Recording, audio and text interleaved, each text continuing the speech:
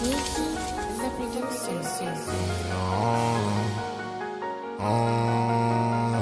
got mail.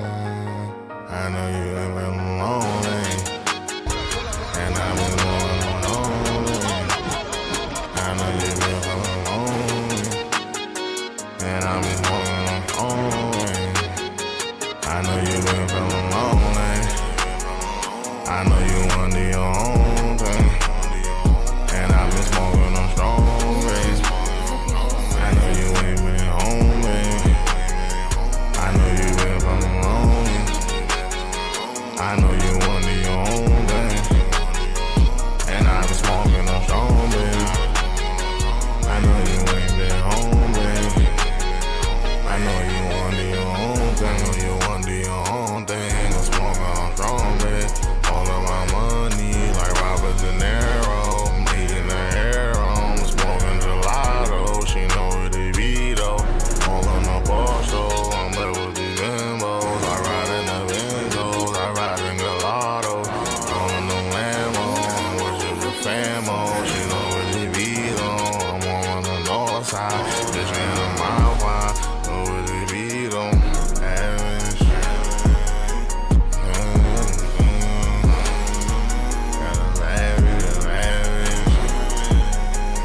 I know you been feeling lonely. I know you under your own thing, and I've been smoking on strong rays. I know you ain't been homely. I know you been feeling lonely. I know you under your own thing, and I've been smoking on strong, baby. I know you ain't been home, baby. I know you under your own thing. I know you under your own thing. She hit me on FaceTime. I tell her little bitch why. Tell her little bitch though. I let her go pie though. I heard her on Sky though. She know what it be though. I hit her every day though. I've been busy though. Yeah. Bad little bitch in my car though. She a bad little bitch in my car. I tell her little bitch, you know you a star. I tell her little bitch, looking so good, and your son so kiss, and your sin look good. You know she from the hood, and she all that bad wood. She know what's good, and she know. I know you been feeling lonely. You got mail. I know you under your own You thing, got mail. and I've been smoking on strong. You rays. got mail. I know you ain't been homely. You got mail. I know you been feeling lonely. You got I mail. know you under your own thing, and I've been smoking on strong, baby. I know you ain't been home, baby. I know you under your own thing. Welcome to the Check-in Report, y'all.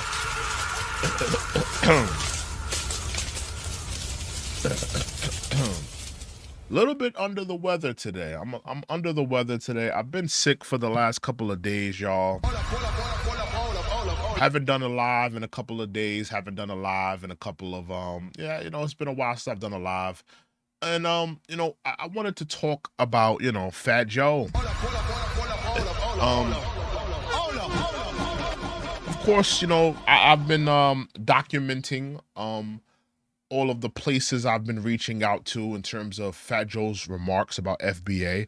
And I want to salute the people who have who've been patting me on the back for doing the work, for reaching out to the people. A lot of people feel disrespected by Fat Joe's words.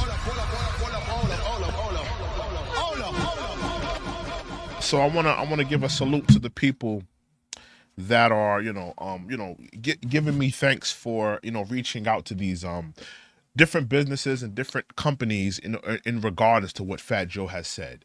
But today we're going to talk about Fat Joe's history. A lot of people are not well versed on Fat Joe's history of his racism. Now, if you don't know Fat Joe backstory, he's from the Soundview projects in the Bronx. I've been to the Soundview projects in the Bronx. Dirty place to say the least. And I believe Joe. I believe Joe that he was around he was around a bunch of people, you know, that were melanated in his community that allowed him to say the N-word. I believe him. I actually believe him. I believe that, you know, he had people that enabled him to say that word. You have to remember something. You know, these are black people living in the projects with Fat Joe. They had no time to be thinking about it, the particulars of what Fat Joe is and this, that, and the third. They had, you know, they had bigger fish to fry. They had to worry about what they were going to eat that night, what time their mother was coming home. These were young kids dealing with real struggles in a poverty-ridden, drug-ridden community. They had bigger fish to fry than, you know, a little chubby white-skinned Latino using the N-word. You know, and I'm gonna be honest with you guys. I don't necessarily judge Fat Joe as a young man. When Joe was in his, you know, when Joe was 6, 7, when he was in his adolescence years, his 12, 13, 14, teenage years, even when he was a young man, 19, 20, I don't necessarily have a problem with him. I'm not giving him a pass. I'm not saying it was right, but I understand that he was in a community that allowed it, and he had a bunch of enablers. It doesn't mean that it was right. Doesn't mean that it was right, but I understand how it happened. I understand that you were in a community, poverty-ridden. There were foundational Black Americans living in that community, as well as tethers, and they were saying the N-word. They befriended you, and then you started to say it. But we a lot of people kind of neglect the home that Fat Joe comes from. Now, you know, a lot of people don't want to talk about this, but you know, there are Hispanic people that have resentment or have some type of discriminate, you know, are very, you know, let's just say racist towards black people. And it more so goes into the older generations. I'm sure Fat Joe heard it all his whole life. Why are you hanging around those Morenos? I'm sure he heard it from his mother or father in the home. Why are you hanging around those Morenos? I'm sure he's heard it. But I understand how it came to pass that Joe used the N-word. My thing is this, though, and this is my core issue with Fat Joe, and we're gonna play a video very soon because we have to get into this video. Salute to Panda Chopper. He did a very eloquent video, you know, documenting Fat Joe's racist rhetoric throughout his years. We're gonna get into that video today. He did a very great job in a video that we have to take a look at. Salute to everybody's in the chat right now. Yeah, we have a video to take a look at. We're gonna take a look at a video, but my issue, before we play the video, I wanted to say my issue with Fat Joe more than anything. My issue with Fat Joe is that you're a 50-year-old man and you're still using the N-word. That's my issue with you, Joe. On top of you disrespecting FBA, I'm an FBA man. You disrespected us. You called FBA, you know, broke N-words. That's what you labeled us as. And you labeled us as a hate group. That was wrong. That was disgusting and deplorable. But Joe, you're 50 years old and you're still using the N-word. When are you going to stop using the N-word? Joe, you are not black. You're not a black man. I mean, I would think at a certain point in your life, Joe, that you would put down the N-word, but you're clinging to this ignorance. You're clinging to this stupidity. And it's going to be well documented. We're going to talk about it tonight because Panda Chop, he did a very great job with this video. So let's get into this video. I've been talking about it. It talks about Fat Joe's history, his racist history. That, you know, and like I said, Panda Chop, salute to Panda Chop. He did a eloquent job with this video. It documents it documents Joe's rhetoric. It documents a lot of the things that he's been saying. Give me 1 second, y'all. I'm just trying to get this video up. Give me 1 second. Here we go. There we go. Is it on the screen? 1 second. There we go. We got it. All right. But he did a very great job. Let me just make sure I got this this man's name right. Panda Chop. Yeah, Panda Chop Chronicles. Salute to Panda Chop Chronicles. He did a very, very great job with this video, and it really showcases the history of a lot of the things that Joe has said in the past, racist things. It documents his whole time in hip hop, and the things that he's been criticized for. A lot of people think that him saying the words he said and saying the things he said about foundational Black Americans, that was the first thing that he said, or that was the first time he disrespected. No, it's been documented. He's been disrespecting before.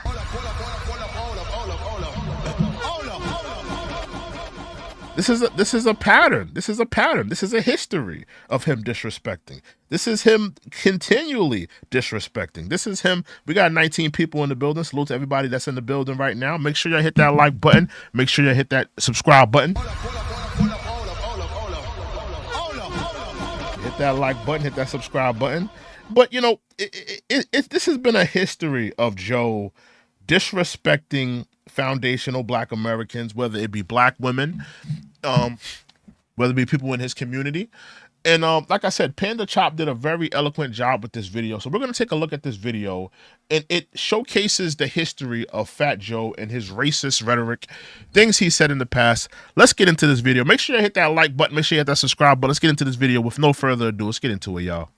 There is no way to explain. I'm Black, bro. Fat Joe is Black. I hate slavery. I hate oppression. I hate systemic racism. Again, salute to Panda Chop Chronicles. Salute.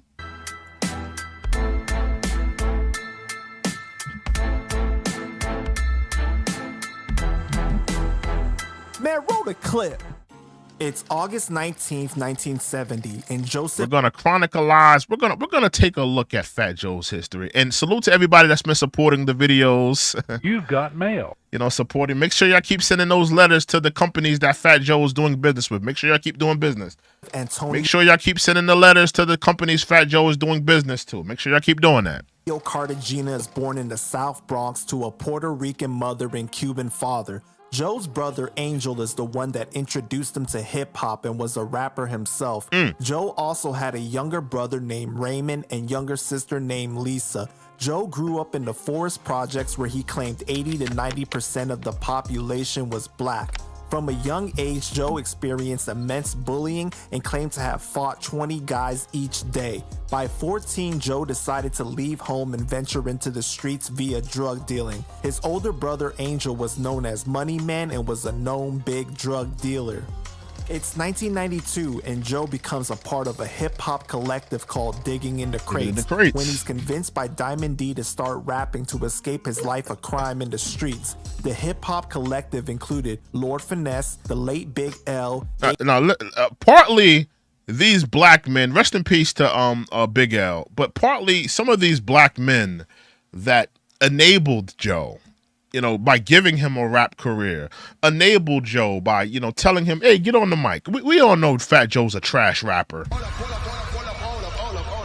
But partly some of these Black men that, you know, enabled him, gave him a platform, gave him a mic. As a trash rapper, I don't know who lied to Joe and told him he could rap. He's one of the worst rappers ever. Big Pun is one of the greatest Hispanic rappers ever. He's an incredible talent. Fat Joe is trash.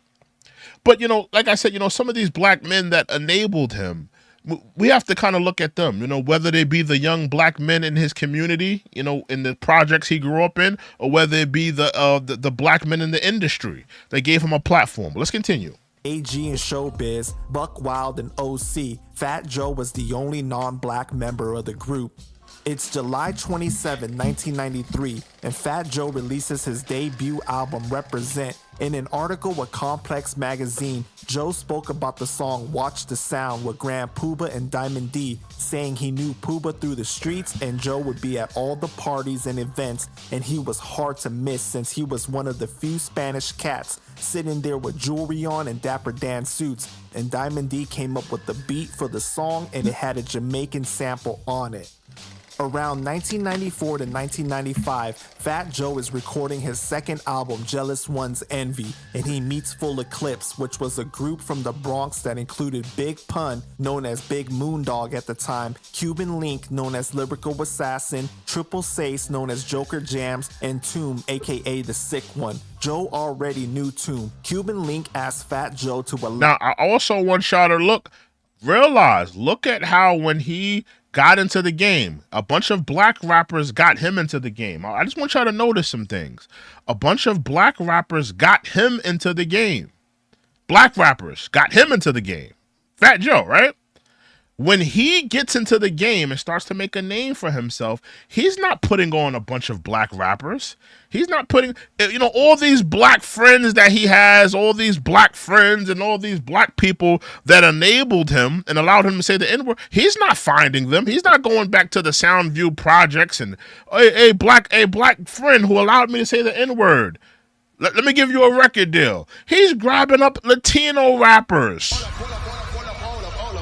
So all this, I'm black. Bro, so my question to you, Fat Joe, was why wasn't you empowering black rappers? Why didn't you go to your Soundview project and find, you mean to tell me you couldn't find that one black rapper in your Soundview project? You had to put a bunch of Latino people around you if you were so black, though. Very interesting. I just want y'all to look at that. Note that. Take note of that. Let's continue, though. Allow Big Pun to rap for him, and Fat Joe was instantly impressed. This started the process of Fat Joe creating Terror Squad, the rap group. There you go. It's September 14th, 1998. He put himself around a bunch of Latinos. He's so pro-black. He feels that he feels like he's going through such an identity crisis that he was, I'm black. But Fat Joe, you surrounded yourself around a bunch of Latinos. It took you years and years and years. Actually, Big Pun is the one who brought Remy around. A lot of people don't know that. Big Pun brought Remy around. That wasn't Fat Joe's finding. Big Pun brought Remy around. So Fat Joe was the one surrounding himself around Latinos. He wasn't empowering black rappers. Let's continue, though. And Fat Joe does an interview with the New York Daily News. The article covers the rise. Hit that like button, y'all. Hit that like button. Let's continue. As of Fat Joe and Big Pun after selling large amounts of records. Joe is quoted as saying that he blames the A&Rs at record companies for not finding Latin talent and that there were always good Latin rappers before. See, this is what I'm talking about. All this, I'm black. But he was aligning himself with the Latino community. Latino, why y'all can't find no Latino? We need more Latinos in hip hop. We need more Latino. Joe, if you were so I love black people, you wouldn't be looking at color. You wouldn't be looking at ethnicity. You would be looking for talent. You wouldn't be looking for the best Latino. Let me find the best Latino rapper. You would just say, let me just find the best rapper and give him a record deal.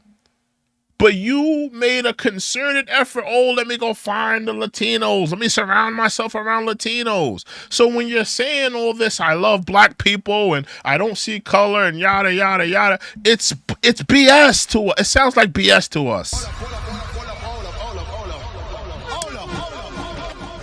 It sounds like BS to me. Let's continue, though. Let's continue. 4. It's March 7, 2008, and Fat Joe does an interview with WGCI about the N-word. Oh, take a look at this. People who criticize the N-word and rap, to me, really are people who don't even like hip-hop music like that, right? And now, keep in mind, this is a white Hispanic man. People criticizing the N-word and rap. They don't even like rap. No. People don't want to be disrespected. We have grandmothers. We have elders in our family, Joe. that don't want to hear some white Hispanic yell the N-word. My mom was born in the 1960s. My mom has colored on her birth certificate. You think my mom wants to hear some white Hispanic on a hip hop record yelling the N-word?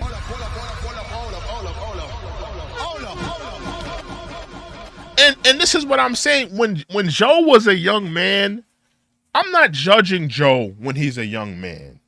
Because I understand you're coming fresh off the hood, out the hood, Joe. You're young, you're impressionable, you're full of piss and vinegar. You don't want to be told anything. When you were a young man back in the day, I could understand. I know I don't agree with what you did. I don't agree with your stance and your mindset, but I at least understand that you're young and you're going to make mistakes. The fact that you're 50 years old and you still feel like this is absolutely embarrassing, Joe. It's embarrassing. It's embarrassing. But let's continue. Then the N-word in rap, all my life since I grew up, it's just been a word, a term of endearment where people just be like, you know, I mean, let's not lie about it. Right. Yo, what's up, my nigga? Y'all love, you know, all day, right? It's all day, everybody. What's up, my nigga? So somehow it became a way to embrace each other. So, like, and then they say, Joe, how was you embracing foundational Black Americans when you called them broke N-words?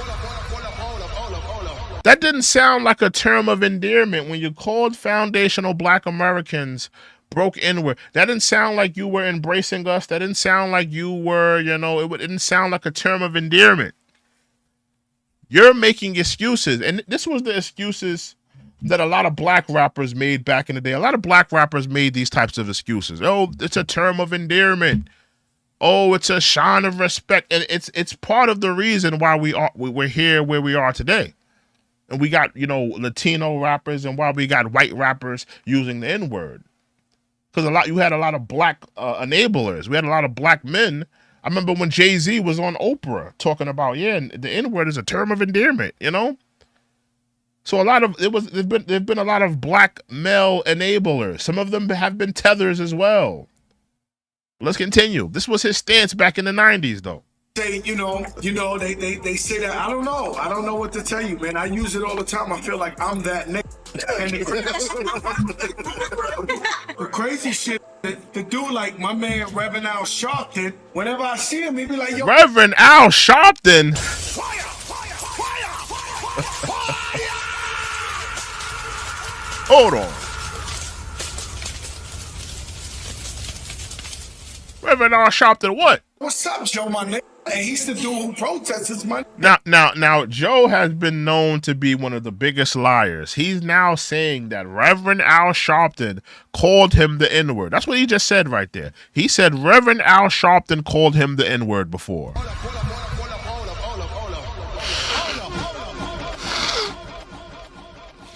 Reverend Al Sharpton called him the N-word. That's what he just said right there.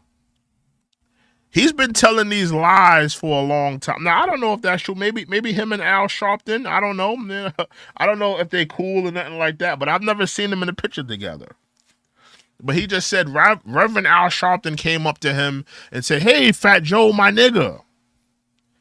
And I want to know something. Should we be blaming a lot of the because I would love to I call it an atmosphere of acceptance. You have a lot of Black people in let's just call it what it is, in New York, in the East Coast, and they allow a lot of these people from these different ethnic groups, whether they be white, Hispanic, and they allow them to get away with the N-word. They allow them. They look at it as, oh, we're all in hip hop, we're all hip hoppers. We're all going to the same clubs, we're all in the same school systems. And they allow an atmosphere of acceptance. You got to remember, it's not like every other racial epithet or racial stereotype used for other ethnicities is used. It's not like we're running around using the S word or we're using the J word. It's only the N word where people are using or commercializing it. So here you have, people of different races blatantly using the N word, but if I were to call you, an S word or call you a J word, you would look at me like I'm crazy.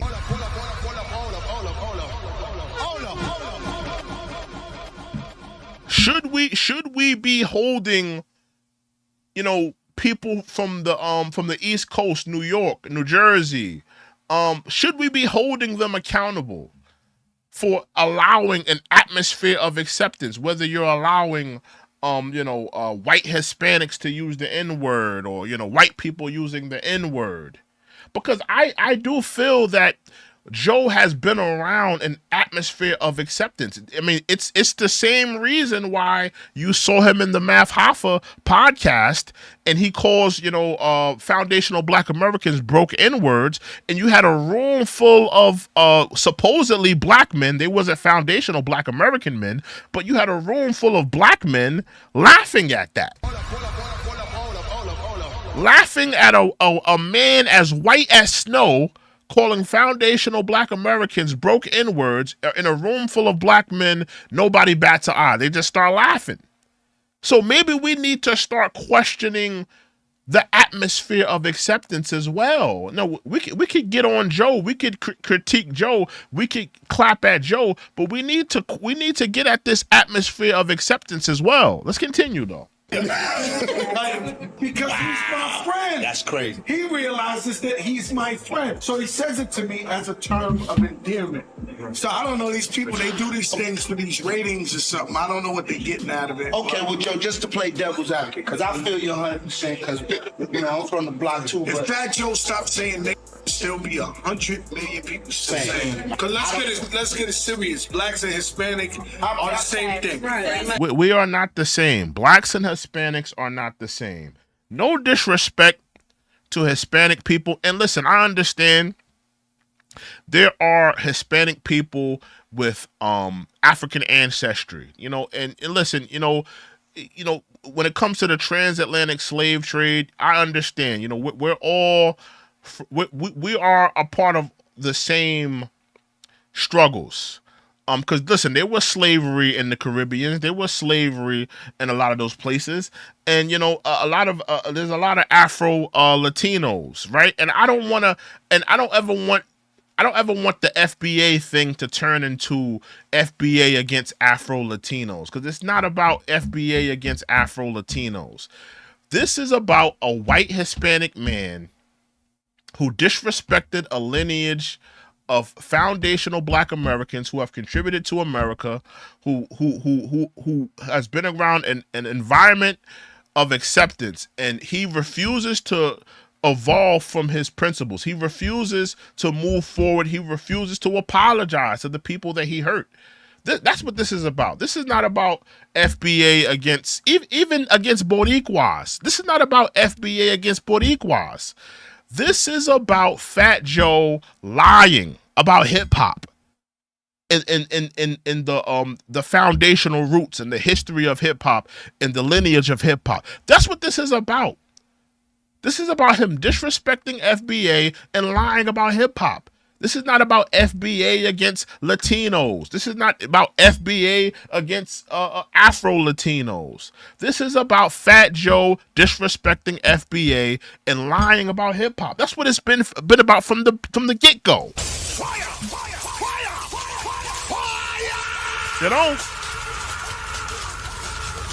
Because I feel like a lot of people have been trying to turn this into something else. It's not FBA against Boricuas or FBA against Afro Latinos. This is about Fat Joe lying about hip hop. This is about Fat Joe disrespecting FBA. Right? He's been around an environment of acceptance. People have allowed him to run his mouth for you. He's made a living off of using the N-word. He has not paid homage. He thinks he can go into hip hop and kick his feet up.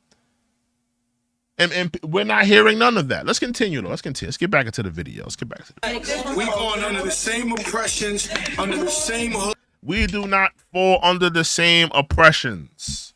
There is no struggle like the foundational Black American struggle. Right? And respectfully, no disrespect, no, like I said, this is not against Afro-Latinos. Afro-Latinos have their own struggle. Afro-Latinos, dealt with struggles, in those countries, in the Puerto Ricos, the Dominican Republic, Haiti, they had their own struggles as well. But you're not gonna suppress, and you're not gonna act like we've had the same struggles. We have not had the same struggles. There is no story on the planet like the foundational Black American story. There's no story like that, like ours. It's very unique. So, that's another thing. Like, I hate when they, I've seen the Jewish community do it. I've seen the Hispanic community do it. I've seen a lot of communities do it. You don't have the same story as the foundational Black American. You don't. Respectfully. Let's continue though. Let's continue. Hoods, you knock on the door and you borrow sugar from me, and I lend you some, and you lend me some eggs. Right.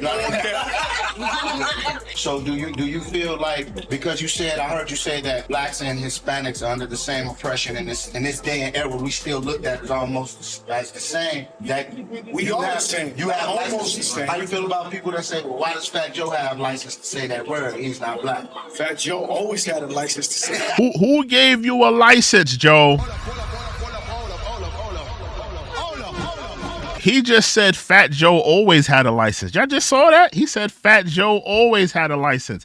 Who gave you a license to say the N-word, Joe? Why does Fat Joe have license to say that word? He's not Black. Fat Joe always had a license to say that. Who gave you that license? I want to know who gave you that license. I want to talk to the person who gave you that license, so we can pull their license.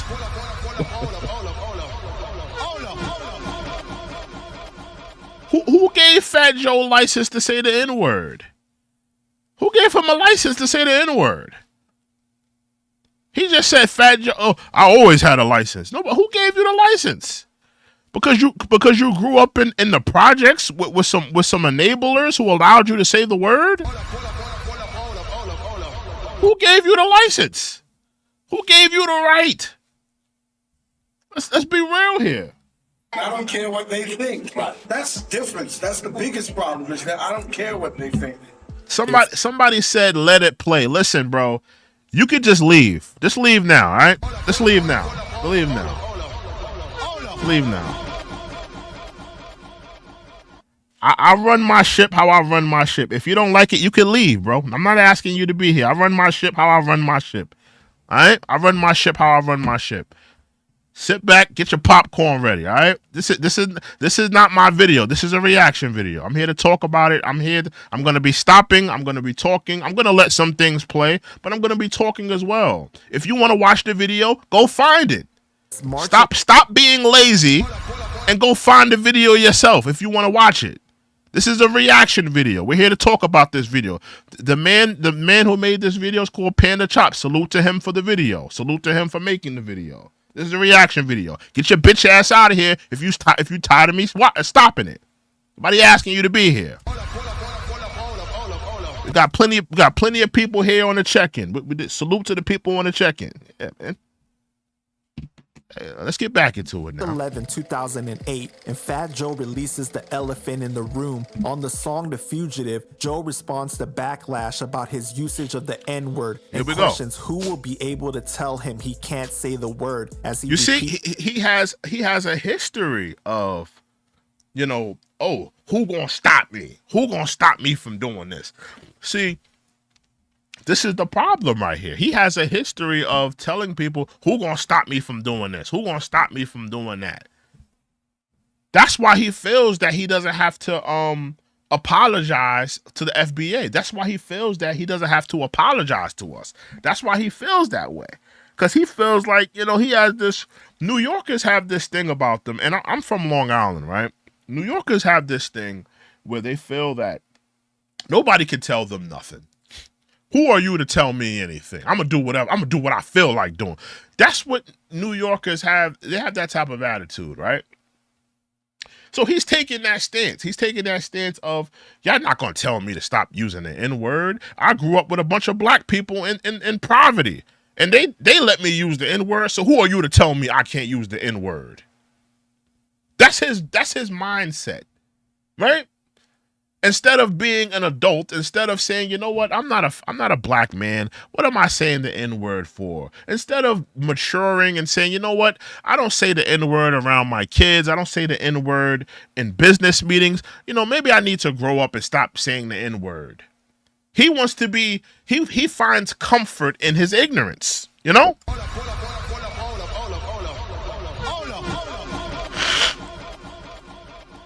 He finds comfort. Y'all forgive me, I'm a little sick tonight.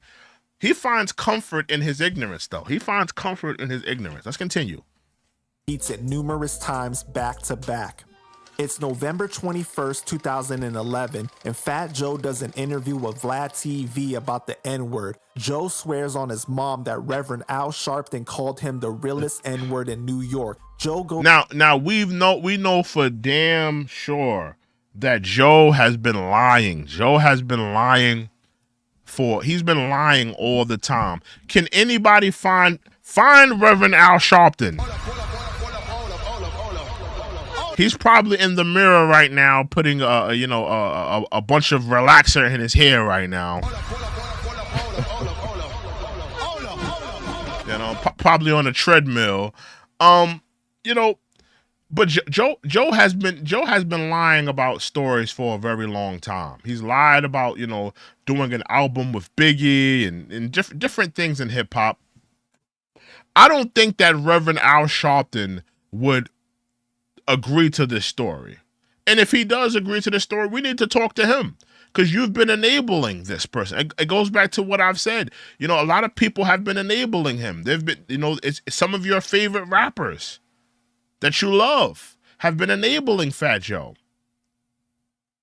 He's been enabled.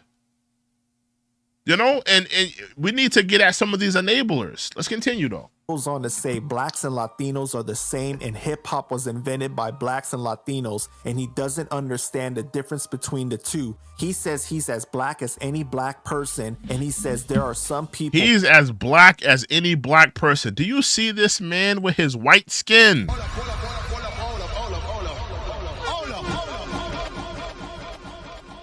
Do you see this white man with his white skin? He's not even considered black in Puerto Rico. He like, come on, bro. They got real Afro Latinos with melanin. Black as Ace of Spade in Puerto Rico. What is he talking about? He sounds crazy. Let's continue, though. Blacker than Akon that speaks Spanish. Wow. It's September 19th, 2019, and Fat Joe does an interview with Hot 97 and says all Latinos are black. All the music is African. All Latinos are black. Now that's an absolute falsity. All Latinos are not black. All Latinos are not black. There are Latinos that have African ancestry. We're not gonna say that they don't. There absolutely are Latinos with African ancestry, plenty of them, right? But every Latino is not black. Every Latino is not black. What Latino? First of all, Latino is not a race. That's another thing that people have to realize. Latino is not a race. Latino is, Hispanic ancestry is pretty much a homogenous pot of African ancestry, Spaniard ancestry, right? And Tainos. That's going to be the makeup of a lot of Hispanic ancestry. And it depends on the group, whether it be Puerto Ricans or Dominicans, and then you get into the Mexicans. It's very different, right? But every Latino is not black. You have white Latinos, you have Afro Latinos, you have different colors. It's no different. They are. So you're telling me a white Hispanic with blonde hair, beach blue eyes, is a black man? Is that what you're trying to tell me, Joe?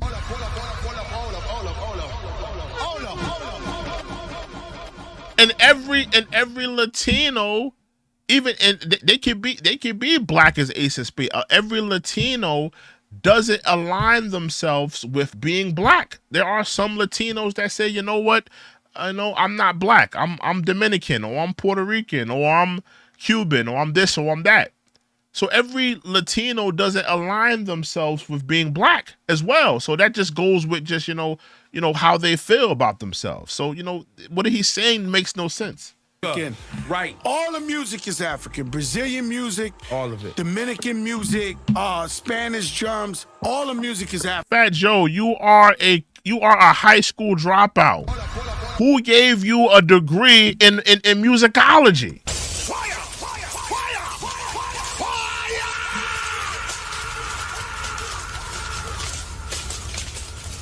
Fat Joe. Somebody said, give me some. I'm blowing my nose, bro. This is not, I'm not taking a one-on-one. But Fat Joe, you're a high school dropout and you sold crack cocaine. What are you talking about? You don't know nothing about music history. What do you know? You're a high school dropout and you sold crack cocaine. African music. You know, you getting on the Afro beat now. I've been in Africa. They been doing that. Know what I'm saying? Like, you know what I mean? It ain't new. All the music is African. Know what I'm saying? But you right. Like, you know what I'm saying? Even in Puerto Rico, when you go to Caribbean, like let's speak about Latinos not being black. Latinos are black. In Cuba at one time, there was 8 million Cubans. 5 million, unfortunately, were slaves. 3 million were actual Cubans. And they integrated and had babies. Same thing with Puerto Rico when you go to Loíza. And when you talk about Santeria, that came from the motherland, Africa. You know, sometimes Latinos might even identify themselves with African and black culture more than black people. This ain't no crazy. That's absolutely ridiculous. So now you're saying that Hispanics are more blacker than black people.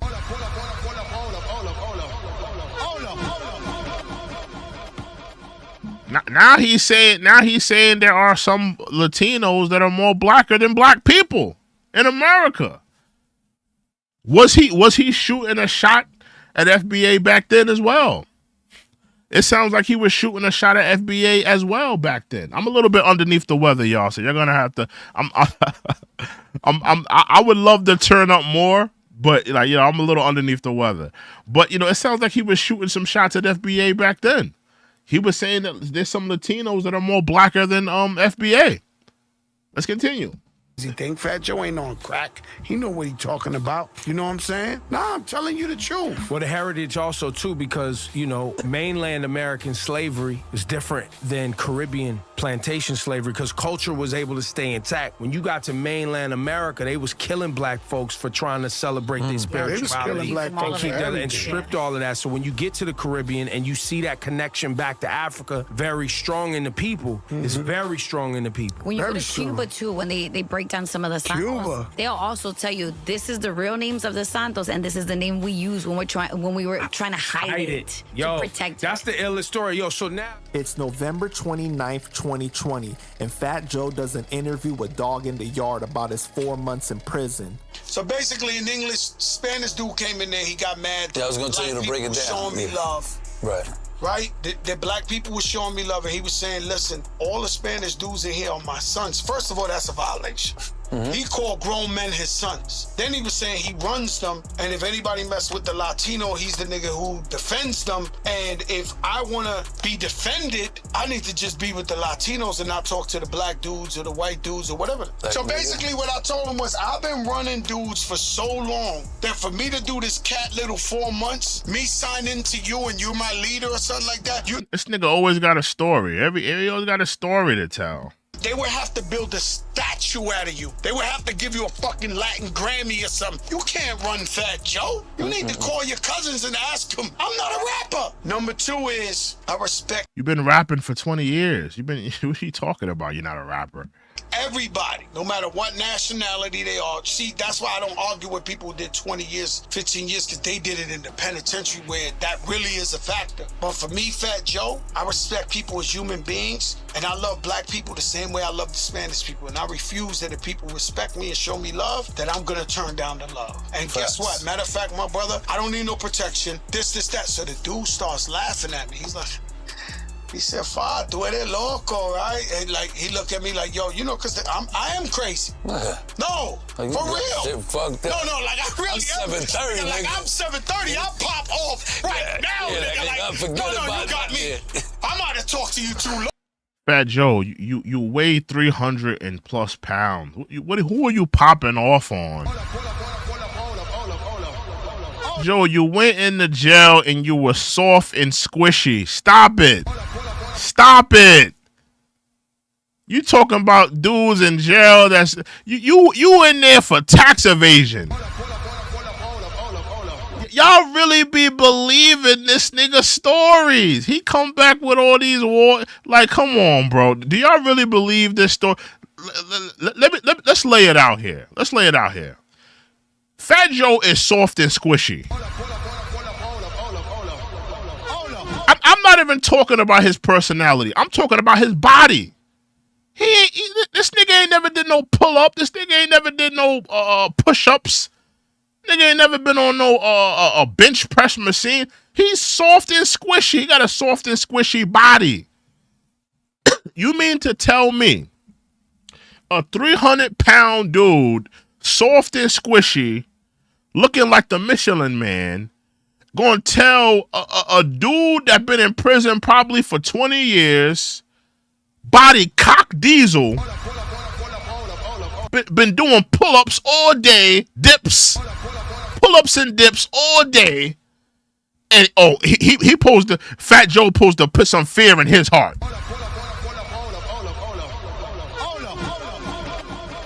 This nigga, like, I can't believe that y'all be believing this nigga's stories. Like honestly, he's built like the Michelin Man.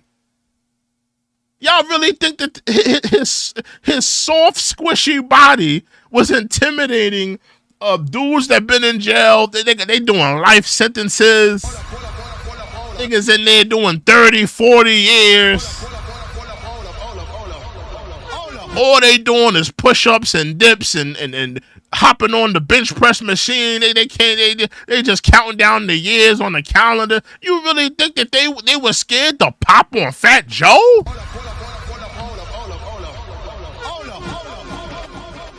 Come on. But he wants y'all to believe some of these nonsensical stories. They don't add up. You know, just be honest, Joe. You made a couple calls. You know, people protected you. You know, you had a couple friends on the inside. Their names ring bells. They had respect for the people that you knew, and nobody put hands on you. You ain't gotta lie and say, "Oh, nigga, I told the top dude in the jail that no, I ain't doing nothing. I ain't falling in line, and I ain't this, and I ain't like." Stop it, Joe. Stop it. You're not that type of dude. You're not. You're not built like that. Your body is not built for war. Your body is built for the buffet.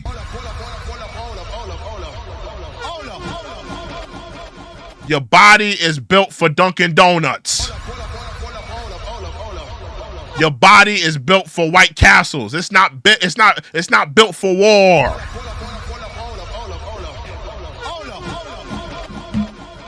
Let's continue. I really am crazy, nigga. Like, you got me fucked up all the way. It's March 16th, 2021, and Asian hate crimes are at an all-time now take a look at this. I saw this earlier. Take a look at this. high with a shooting in Atlanta. Turn to some tragic news. The deadly shootings In Atlanta, killing at least 8 people. A suspect is in custody this morning, and police across the country are on alert this morning as well, fearing the attacks may have targeted the Asian community. The FBI is working with local law enforcement here, investigating these shootings, and while it's not clear what led to these this was around the time the Asian hate crime bill was put into place. killings, it is impossible to ignore that these killings happened at Asian businesses like this one directly behind me in Atlanta, and that most of the victims were Asian women. Georgia authorities are investigating 3 crime scenes across 2 counties in what looks like a series of deadly shootings at Asian massage parlors. It's March 19th, 2021, and Benny the Butcher and Fat Joe released a song Talking Back. On Joe's verse, he raps about the virus and calls it the Wuhan virus. During this time, there were people that were blaming all Asians for the world event happening, even those that weren't from China. And given the climate of Asian hate crimes, it caused an outrage online, with many fans believing Joe was being insensitive and potentially spreading more hate and blame towards Asians that were not connected with the virus. This forced Joe to address the matter on Twitter, with Joe saying, "I'll address the Benny verse. I did that verse a year ago when the news..." Now look, take a look at this. FBA. Look at how he walked back to his claims when it came to the Asian community. He had no problem clarifying his bar to the Asian community. I just want y'all to take a look at this. He had no problem clarifying his remarks about the Asian community. You disrespected the Asian community during that time period. You were making reference to calling it the Wuhan virus or whatever the bar was. A lot of people felt disrespected. You at least clarified what you meant and where it came from, right? He has made no attempt to clarify anything to Black America. He has made no attempt to clarify anything to the people that were affected by his words, to the people that are hurt, that were hurt off of the things that he said. But he's willing to bend for other communities. I just want you to take note of that. Take note of that. Was calling it the Wuhan virus before they called it COVID. I support and love all my Asian brothers and sisters, never hate, but people still wouldn't accept Joe's apologies, saying, as they shouldn't. As they shouldn't, because I don't believe that apology was sincere. Joe, it seems like Joe is only willing to apologize when he's in trouble, when things are affecting his money, when things are affecting business. That's when he wants to apologize.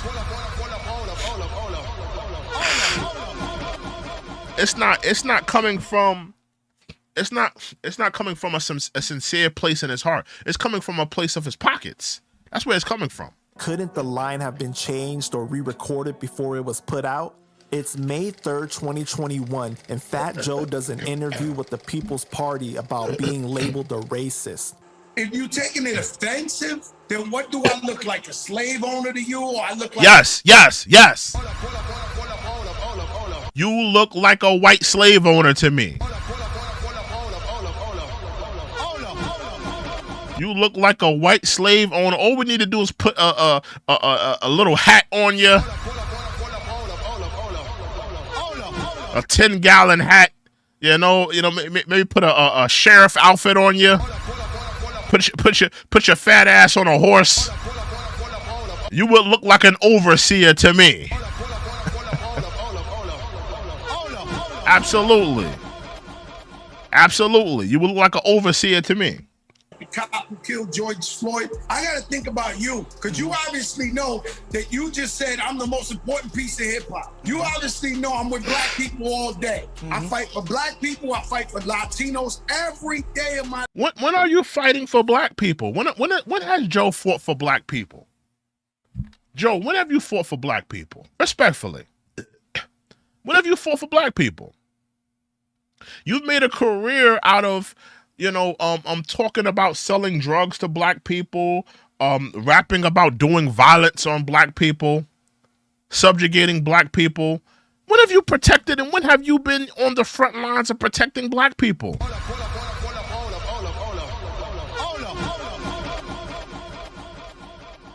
I'm just saying.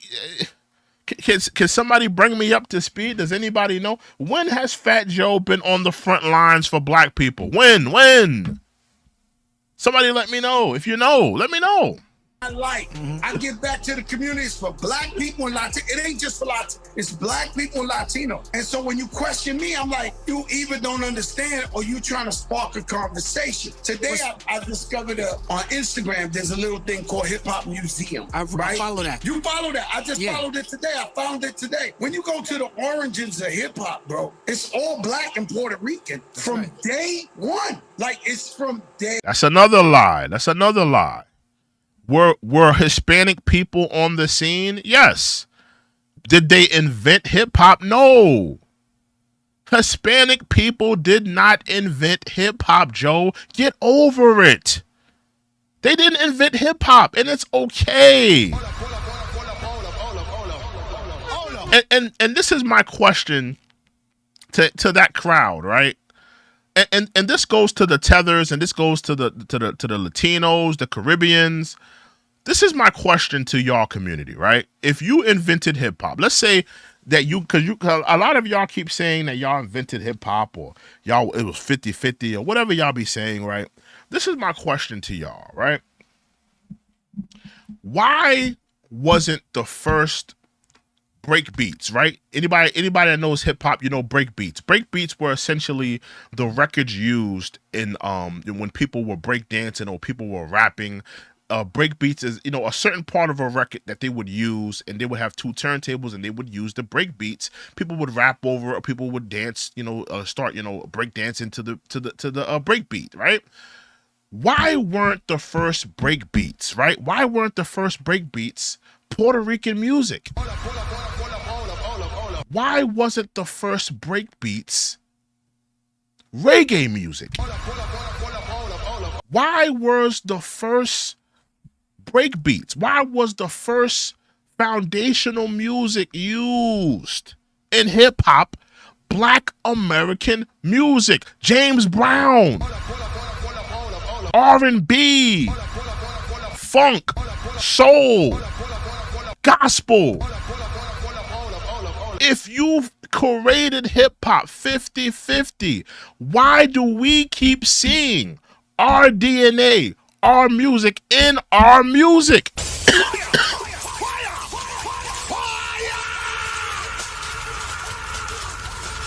Exactly.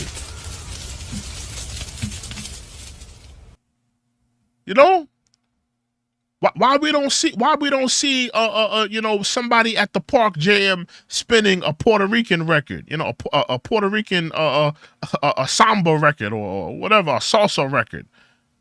Why we don't see nobody at the Park Jam spinning that? Why we don't see nobody at the Park Jam spinning a Bob Marley record or Peter Tosh? Why are people during the building blocks of hip hop, during the founding years of hip hop, why are they spinning James Brown records? They were spinning Black American music.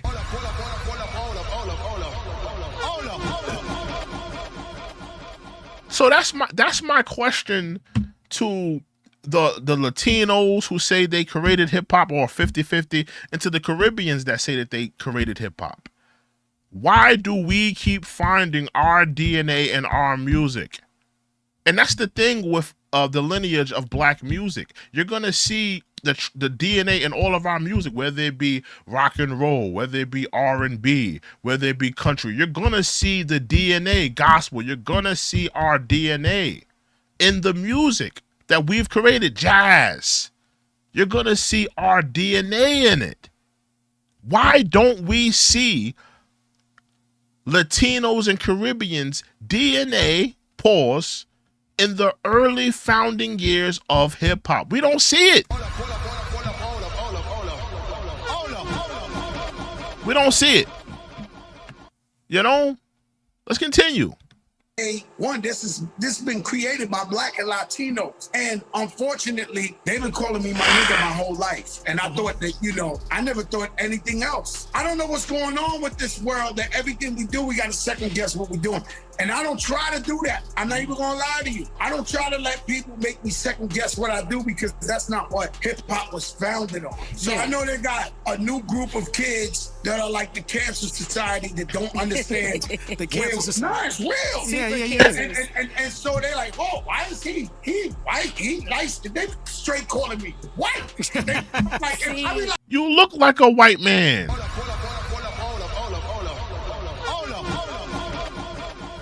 Joe, you look at yourself in the mirror every day. You don't think you look like a white man? Come on. You don't think you look like a white man? Just a little bit. Come on, Joe. You don't think you look like a white man? Come on, Joe. Come on, Joe. Come on, Joe. like, yo, do these people know where I come from? What That's it, though. I've personally, privately asked people who I won't say their names, who are the biggest advocates for stop saying nigga, like the biggest ones. I'm talking about the kings leading protests. I'm like, yo, you know, and they look at me and say, oh, that don't got nothing to do with you. That don't apply to you. No, that don't. Joe, just because you speak to one person in Black America doesn't give you a pass. See, that's the thing, Joe. You think that, just because a couple people give you a pass, that means that gives you a right to do it, Joe. Joe, if I was around a bunch of Hispanic people, right? If I was around a bunch of Hispanic people and the inside joke was to say the S word, we all know the S word, right? I'm not ever going to say it out of respect for the Latino community, but the S word, right? If they gave me the pass to say that word, does that mean that it's right, Joe? Does that give me a right to go into a room full of people that are Latino? Let's say I go into a Dominican barbershop and start using the word and calling everybody the word. Does that give me the right? Because that's essentially what you're saying. You're essentially saying just because one person enabled you, that gives you a right to disrespect, foundational Black Americans.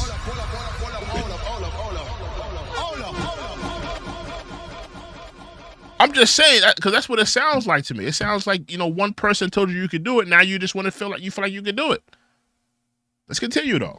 I'm not the greatest of, taking, the guys breaking the CDs in front of the labels and saying nigga. And I asked him like, oh no, you that nigga Fat Joe, are you kidding me? It's not you. Like, right. Those guys, I'm like, oh, I don't know what to tell you. If I'm driving right down the block and somebody's doing something to the blackest lady in the world, I'm jumping out, I'm dying. Word. Like, so it's offensive to me when people say, yo, why you use... He keeps acting like, he keeps saying that he's going to do this and do that for the Black community.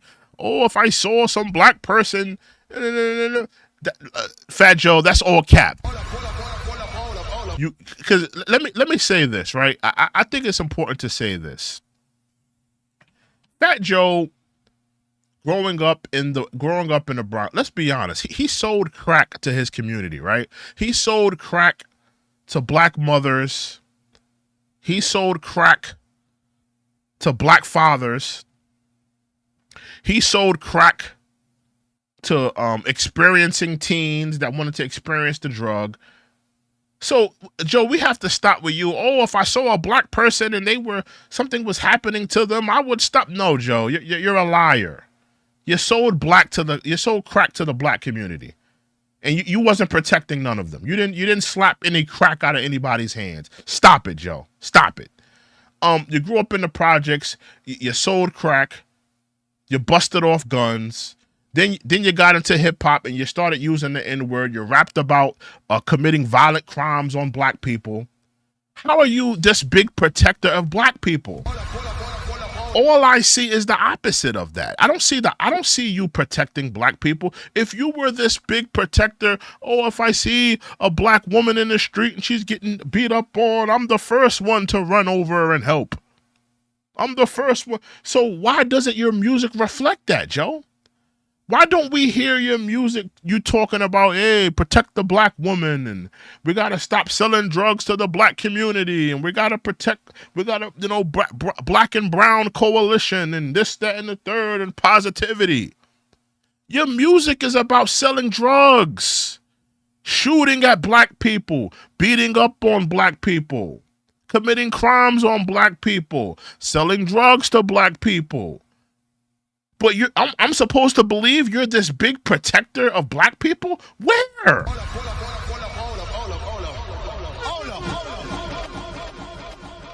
Where do we see that at, Joe? Because none of your music or lifestyle reflects that. Let's continue, though. This nigga, like, don't you know? Like, I'll die. Like, die. Cap. With my family saying, yo, he died for the lady on the corner. You know. Fat Joe is too Spanish for some black people and too black for some Spanish people. I've been a mutt my whole life. I'm a mutt. It's September 14th, 2021, and Fat Joe and Ja Rule do versus, and Fat Joe... Oh, man, do y'all remember this? Hold on, y'all. Hold on. Do y'all remember this? Actually, give me 1 second. All right, give me 1 second. We're going to run that back one more time. Because I want to be on screen. I gotta run downstairs and grab some tissue. I'll be right back. I gotta run downstairs and grab some tissue. I'll be right back. I'm gonna let this play again, all right? Group of kids that are like the cancer society that don't understand the cancer society. No, it's real. Yeah. And so they're like, oh, why is he white? He nice. They straight calling me white. I be like, yo, do these people know where I come from? That's it, though. I've personally, privately asked people who I won't say their names, who are the biggest advocates for stop saying nigga, like the biggest ones. I'm talking about the kings leading protests. I'm like, yo, and they look at me and say, oh, that don't got nothing to do with you. That don't apply to you. No, that don't. I'm talking about the greatest of, taking, the guys breaking the CDs in front of the labels and saying nigga. And I asked him like, oh no, you that nigga Fat Joe, are you kidding me? That's not you. Like, right.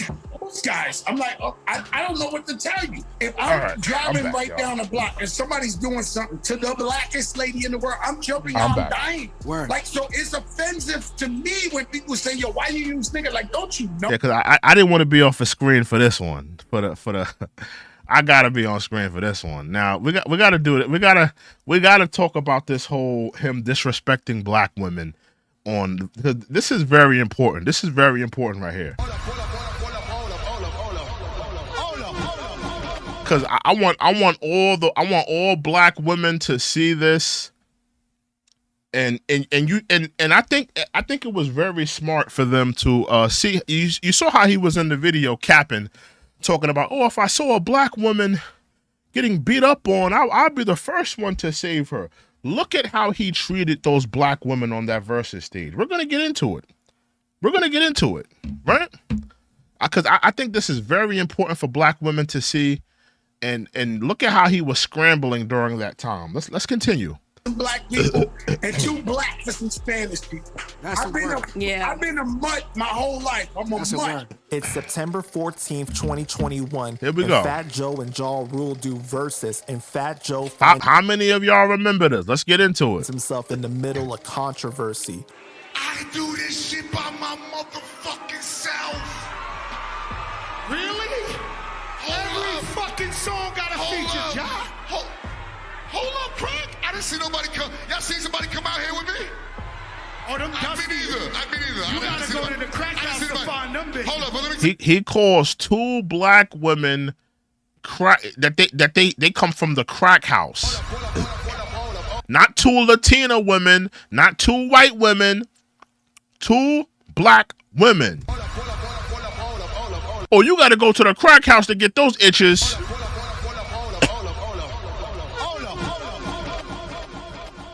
Again, like I said, not two white women, not two Latina women, but you got to go to the crack house to find two black women, huh?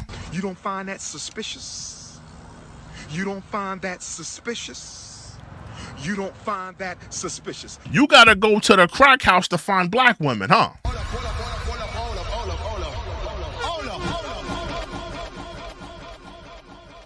He needs to be put in his place. And this is the reason why I've been sending emails to the corporations. He's been disrespecting for a very long time. You've got mail. That's why I keep sending the emails. You've got mail. And the emails are going to keep coming. You've got mail. He's been disrespecting black people, black America, black women, black men for a long time. Keep those emails coming. You've got mail. Keep them coming. Let's continue. Say something, Craig. I heard you say something about I ain't had a hit or I ain't made no records in 10 Look, he continues. He continues. He didn't let up. Please don't bring them itches out. Disrespecting those black women. So whatever. Let me just clarify this, right? Crack. You've been making records before me, and you're making records after me, and you still have not caught me, nigga. But yo, I'm shocked that you being so disrespectful to the ladies, Crack. Even Ja Rule had to call him out, like, yo, bro, like, you wildin'. Like, yo, Fat Joe, we in our 40s, in front of a room full of black women. There was a lot of black women in that crowd. We're in a room full of black women. And you sitting on this stage as a white Hispanic man calling these two black women itches, talking about they come from the crack house. You don't find that suspicious. You don't find that suspicious. Dog, he should have been canceled then. And black people, listen. Black people, we're too forgiving. We are too damn forgiving. I'm going to be real with you. Black people, we're too damn forgiving. He should have been canceled then. This is before the FBA comment. This is before, at a certain point, you know, a lot of Hispanic people, they think that, you know, us going hard on Joe, it's just the broke N-word thing. No, it's been a history of this dude disrespecting. It's him. It's been him using the N-word in his music. It's him, telling foundational Black Americans they broke N-words. It's him on the Versus stage calling two black women crackhead itches. He has a history of disrespecting black people. Fire!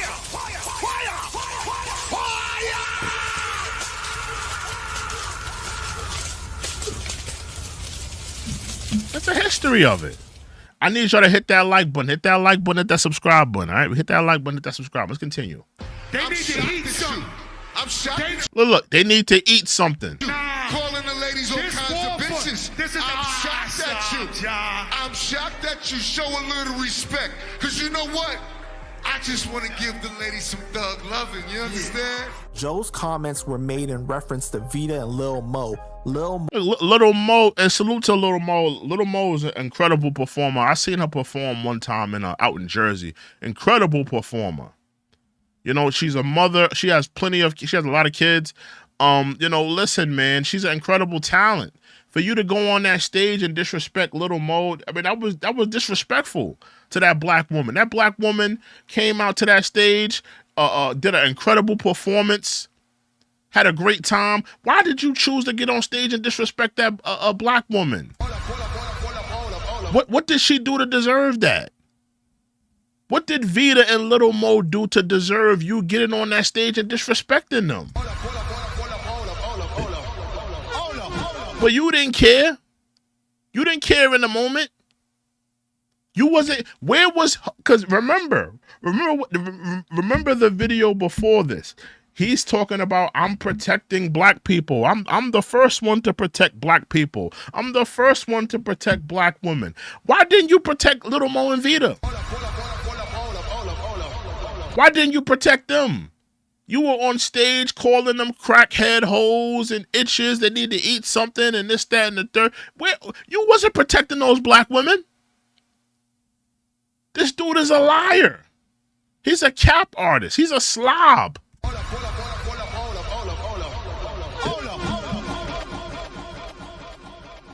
Let's continue. Let's continue. Little Mo had to call him out. Mo demanded an apology after the verses. As she should. She deserved an apology because that was uncalled for. This is like 20 years later. This is like, after the hit song, Where Would I Be Without You? Everybody's on stage celebrating the song, celebrating the moment, reliving the nostalgia. It's supposed to be a celebration of life, a celebration of music. You got on stage and turned it into some next stuff. You got on stage and turned it into disrespecting two black women. Why? He should have been canceled right here and then. Black America should have said, you know what, Joe? We're good with you. We're good. We're done with you. Event saying she doesn't live but in we're too damn forgiving. We're too damn forgiving. Crack house and she's not dusty or a bitch. Remy Ma responded to Lil Mo and said, stop it, Mo. You know damn well Joe ain't on it like that. First of all, this is what I'm talking about. These are the enablers. These are the enablers. Now we all know Remy Ma, cheating on Papoose. Cheating on that good black man. That's a good black man right there. Cheating on that good black man. She has no morale. She has no coof. She's one of his enablers. He's around a bunch of enablers. They don't tell him no. They don't tell him, Joe, don't say this. Like, why didn't Remy Ma just say, you know what, Fat Joe, just apologize. Instead of coming out here and coming to his aid, just tell Joe to apologize. But she's an enabler. She's an enabler. That's what she is. She's an enabler. V, Shanti, or nobody had even come out yet when him and Jaw was going back and forth. We didn't know who was in the back. Second, I was in the car when you walked through the parking lot and he hugged you and showed mad love as usual. No need for your followers to tell him anything. As someone that personally knows you, I'm sorry you were offended. You can call my phone. Matter of fact, I'm gonna DM you my number in case you don't have it anymore. But also as someone that personally knows Joe, he was not intentionally trying to hurt anyone. It was a battle. Cap. You don't find that suspicious? Cap.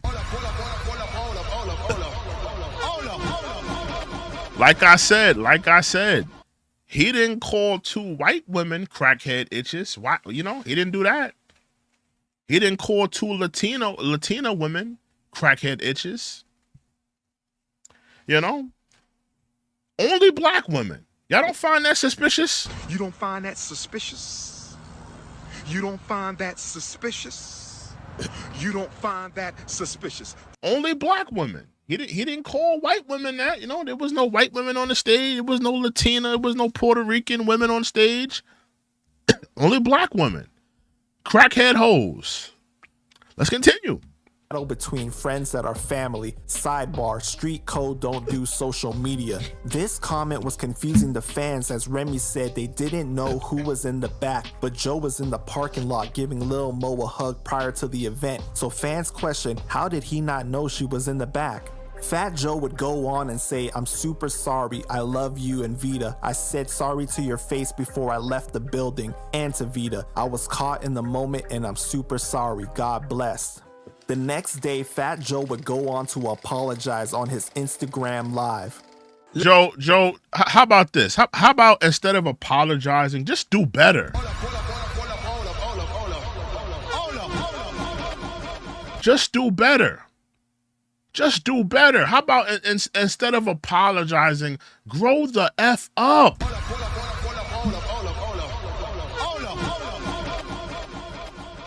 Grow up, Joe.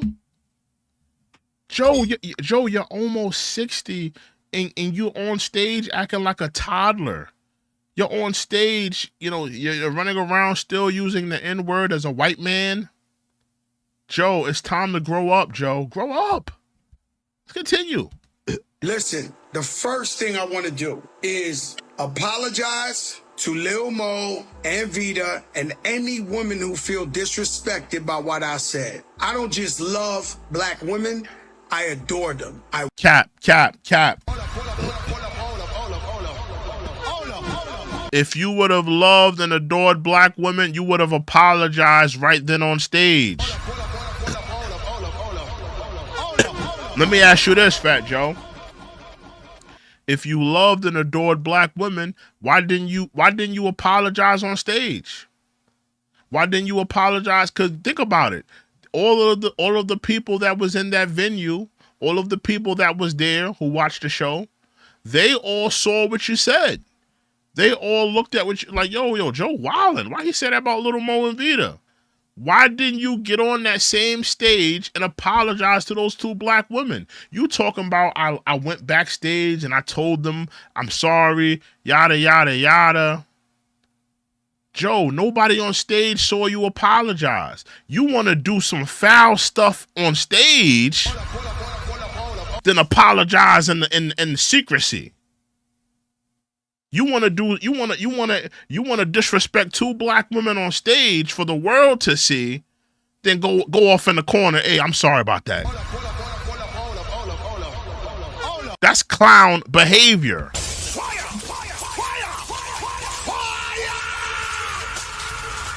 Clown behavior. I worship them. You are the queens. You are my queens. Simple. Follow the track record. For 26 years, for as long as you know me, you know where I come from. I love all women, especially the black women. I love them all. I am apologizing to anyone I offended. Anyone I offended. I was Cap. Joe, you've made music about selling drugs to black women. You've made drugs about being a misogynist towards black women. How do you love them? We seen you get on stage and call two black women crackhead bitches. What are you talking about? You love black women.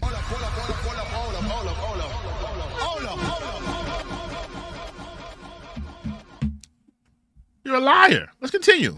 Was in hip hop, we was in a rap battle. I got besides myself. I'm gonna break that down to you in this recap. But to Little Mo, I love you. You are a queen. You are a legend. You are an icon. You did such an amazing job yesterday. I seen Little Mo before it happened. Hugged her, kissed her. After I realized that I went too far, I went up to her and tried to tell her sorry. I told her sorry. I told Vita sorry in person before we even left the building. Before we left the building, why didn't you do it on stage? Why didn't you apologize on stage? Those black women needed you to apologize on stage for what you said, not do it in secrecy. threw the tweet up. I'm sorry. I disrespected. I love you guys. You are my sisters in art. Then I try to DM her. Then I try to call her. Then I text her sorry. Then I went on there in their IGs and commented, sorry. I love you. I love you. I love you, Little Mo. I love you, Vita. The whole point of Versus was to bring you out so you could get that shine, so you could get that light. So why you didn't apologize and allow her to get that shine and light? You should have said, you know what, guys, I want to apologize for what I said earlier. I want to bring a Little Mo back up here. That's what you should have did. You allowed everybody to go home that night and say, damn, yo, Fat Joe was wildin', yo. Why he said that about Little Mo and Vita? You ain't get on stage and tell all of those people that watched that show that you're apologizing.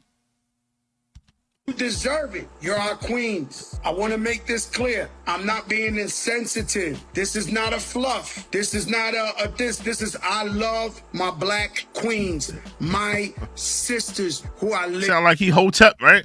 And I don't it sound like he Hotep? Mother Queen, brother, black woman of the earth. Somebody get Fat Joe a unk.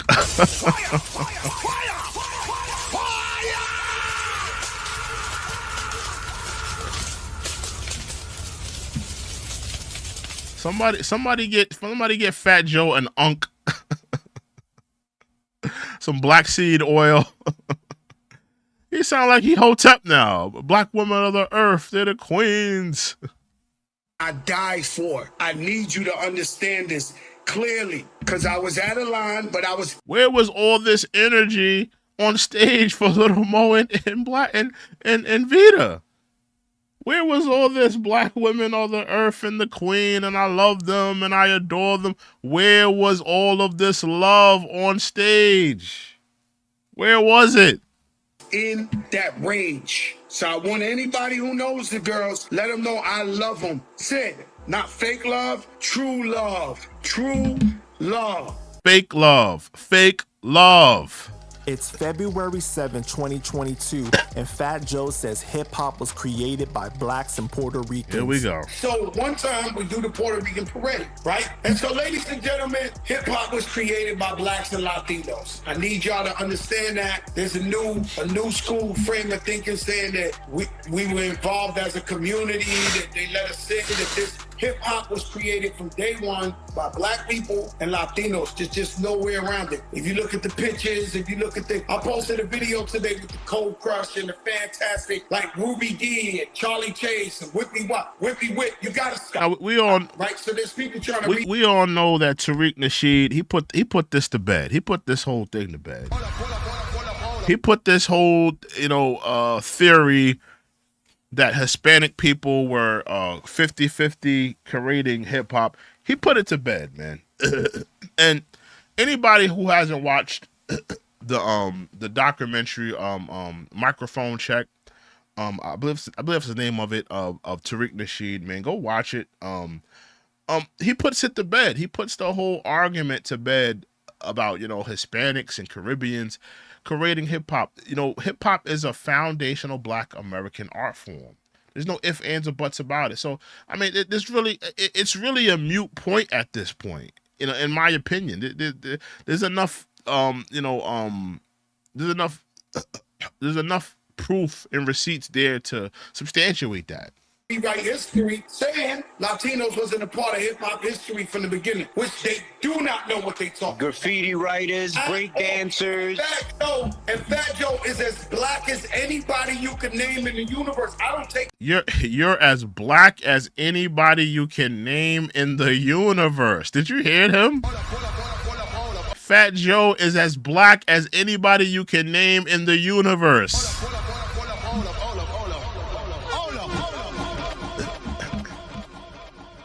Fat Joe blacker than Wesley Snipes is what he's trying to tell y'all. This dude is bugged out. No talk back. I'm the original black man, and I'm telling you, it was Puerto Rican and black. Whatever y'all want to do, whatever lies, whatever culture, whatever shit you try, not as long as Fat Joe's alive, am I gonna let somebody say that Puerto Ricans and Latinos are appropriators in hip hop music. Nope. See, that's the thing. That's the thing with Fat Joe. He's being disingenuous. Nobody. I've never heard anybody. Whether it be Tariq or whether it be Lord Jamar, that was never their argument. Their argument was never that, Latinos are appropriating. I've never heard them say that. What I heard Lord Jamar and Tariq say is that hip-hop is a foundational Black American art form. It was created, it was grafted, it was originated out of Black American music, Black American culture, right? And neither one of them have said that Latinos weren't around, they weren't spectators, they weren't they weren't involved in at least breakdancing, not in the early breakdancing, but eventually be a part of breakdancing. I've never heard them say, Latinos, they were never there, they were never spectators, or they were never a part of it. I've never heard them say that. Their only arguments were that hip hop is a Black American art form and that Black Americans created it. And we created every aspect of it, and it was Black American culture. That was their only argument. But, Fat Joe and his ignorance.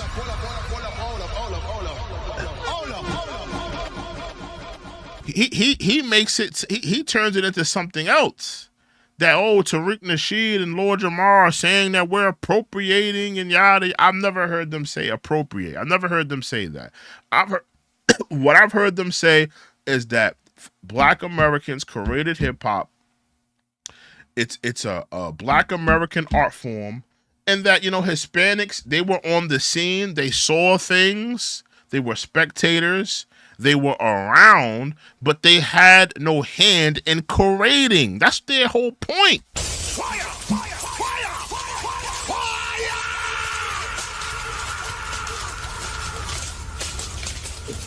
You know? Salute the true bleed. He said, you don't need proof. It's common sense. That's a fact. It is common sense. That's a fact. It is common sense. Let's continue. I mean, the proof is in the pudding. All you gotta do is go back to the you could YouTube that and see Crazy Legs killing them. You could YouTube that and see Sheena Easton, and you know, like you could. But I'm not saying some shit. Anything you want to say, and yes, I'm.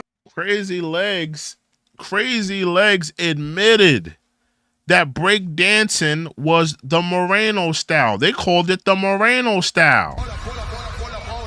They're bringing up Crazy Legs. Crazy Legs is on camera back in the day saying, yeah, breakdancing, it was known as the Moreno style. We all know that Hispanics call black people Morenos. What are they talking about? What are they talking about? What are they talking about? Let's continue. Puerto Rican and Cuban. Dear Dr. K. 1 second, y'all. You know, we don't do no premiums over here. You know how we get down. We don't do no YouTube premiums. 1 second, y'all. 2022, and Fat Joe destroys Joe Rogan over his use of the N-word. Oh my goodness, I forgot about this one. This guy, Joe Rogan, is a piece of shit. And so, Joe Rogan is a piece of shit. And what Joe Rogan is the worst human being on the planet because he used the N-word. But it's okay for you to use the N-word, right? I mean, I'm be honest with you. Joe Rogan and Fat Joe, you guys got the same pigmentation. You guys could be brothers. To be honest with you, you're both bald, white skin. You know, Fat Joe is damn near the Puerto Rican doppelganger for Joe Rogan. He can't say the N-word, but it's okay for you? Come on, Joe. You sound like a hypocrite. What happens is, and there's no disrespect to Spotify, because shout out to everybody else that's better than me who's taking their music off of Spotify. I'm not. And all my people there know, Joe, he'll do charity. Joe will open a business in the hood and give out jobs. Joe will give computers to the school, but Joe got to get to his bag. Joe ain't crazy. Joe got to get to his bag. And so I'm not taking my music. Y'all heard that, right? Joe got to get to his bag. Keep emailing those companies. You've got mail. Keep emailing those companies about what he said about FBA. Keep emailing them. You've got mail. Keep emailing them. You've got mail. You know, send a letter to CVS about Rewind at 10. You've got mail. Send a letter to Sally's about what he said about FBA. You've got mail. Send a letter to Juicy Fest. He's going to be performing at Juicy Fest. Let Juicy Fest know what he said about FBA. You've got mail. Send the letters in. You've got mail. Let's continue. Music off of Spotify, but Spotify is made up of black music, whether it's R&B, whether it's rap, whether it's trap, reggaeton, all that shit fall in this, right? And so because our music is on that platform, and they make salute to Pablo. Pablo says, I'm from the South Bronx too. I went to Morris High School back in 1991, across the street from NYCHA housing projects where Fat Joe lived. So I know a lot about Fat Joe, but never knew he's a racist. Listen, Fat Joe's a racist, bro. He's a racist. You know, and the reality is this, bro, in terms of Fat Joe, he's been around an atmosphere of people enabling him. And he thinks that a few black people telling him that it's okay to use the N-word is fine for him. It's enough validation from him. He doesn't care about the majority. First of all, there's a large majority of black people that don't even want to hear other black people say the N-word. That's a fact. fire. Me being one included.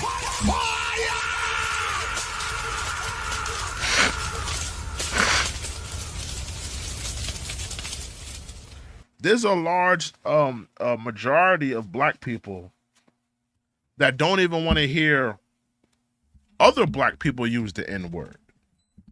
So then when you put into the fact, oh, now if you're adding white people and Hispanics, I mean, come on, bro. You should know better. You're 50 years old, Fat Joe. And we're going to get into some of the racist stories that a lot of people have to. This is only the tip of the iceberg, because there's other stories of people who've been around Fat Joe, who, you know, people who's worked with him, and they're going to talk about some of the things he said in confidence. You know, him not wanting to do business with a woman because she's dating a black man, and he got it. You know, a lot of stuff was exposed and talked about in this video. Absolutely. We're going to talk about it, you know? Let's continue. Make their money from black people. Do you think it should be allowed for a guy to be talking racist shit on their platform? And not racist. You got on Math Hoffa's podcast and was racist. You called black people, you called foundational black Americans broke N-words, and you gave no clarification. You didn't walk back those comments or nothing. You didn't care. You didn't care about our grandmothers that are foundational black Americans. You didn't care about our ancestors that were foundational black Americans. You didn't care about our children that are foundational black Americans. You lumped us all together and called us a racist hate group and broke N-words. You're a racist, Fat Joe.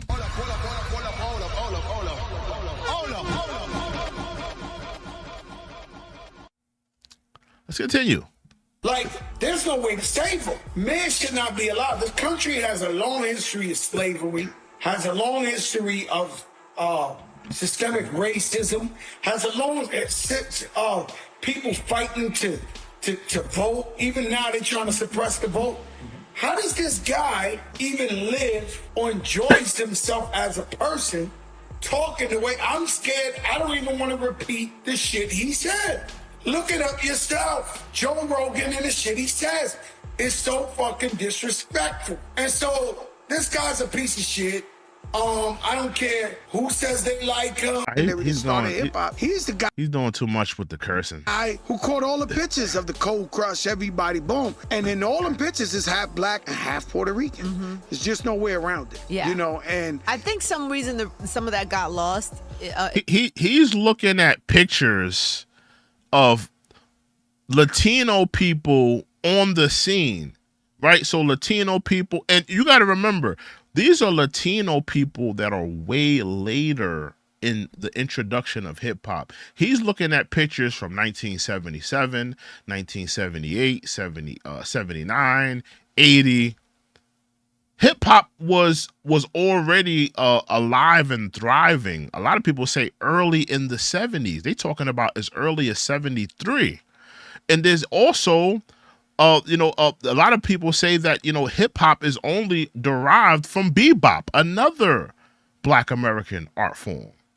So now we're talking about the 50s and 60s, Joe. So where were the Latinos then?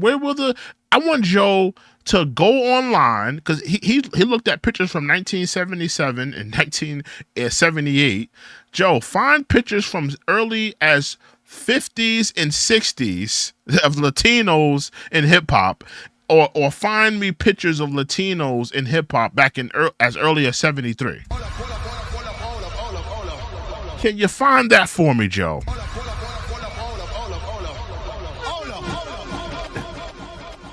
Please. I need Joe to find that for me. I'm gonna let this play. I'm gonna let this play. Is because it was so New York, and in New York, you know, Black and Puerto Ricans, we grew up in the same neighborhoods, and we grew up same culture, same, you know. So it wasn't strange to us living in New York and growing up in New York that we knew where the culture came we from. Even knew we was gonna be famous, so we was never gonna. No, we didn't know none of that. I never realized there was a difference till I started when I got in the game, and then I would travel and I would go to different cities, and people would look at me like, "What are you doing here?" I'd be like, "What do you mean? What am I doing here? I belong here. What are you talking about?" But then I realized, oh, there's a cultural difference, but it still does not negate the history of the culture and the history of how it Latinos and Blacks started. created hip hop. If you go to Wild Style, the first. No, Joe. Black people created hip hop. Latinos did not create hip hop. They did not. They did not create hip hop. Latinos did not create hip hop. If Latinos created hip hop, then why were there no? Why don't we see? And I said this earlier. Why don't we see Puerto Rican music in the early stages of hip hop? Why don't we see that? Why don't we see a Puerto Rican music being used as breakbeats? Why don't we see that, Joe?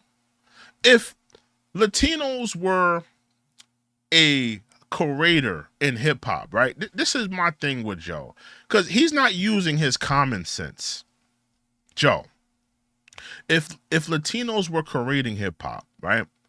Why don't we see elements of your culture in the music? Why don't we see that? Why don't we see a Puerto Rican record at that park jam and them using it as a breakbeat? Why don't we see that? Why don't we see elements of Hispanic culture in hip hop? Why do we see Black American culture in hip hop? Why do we see James Brown breakbeats being played at the park jam? So you keep saying that you created it, but there's no elements, there's nothing there that you could gravitate to and grasp and say, see, this is what we did. You're looking at pictures of a Latino standing on the scene, watching what's happening on stage or watching what's happening at a park jam, and you're saying, hey, yeah, we created it.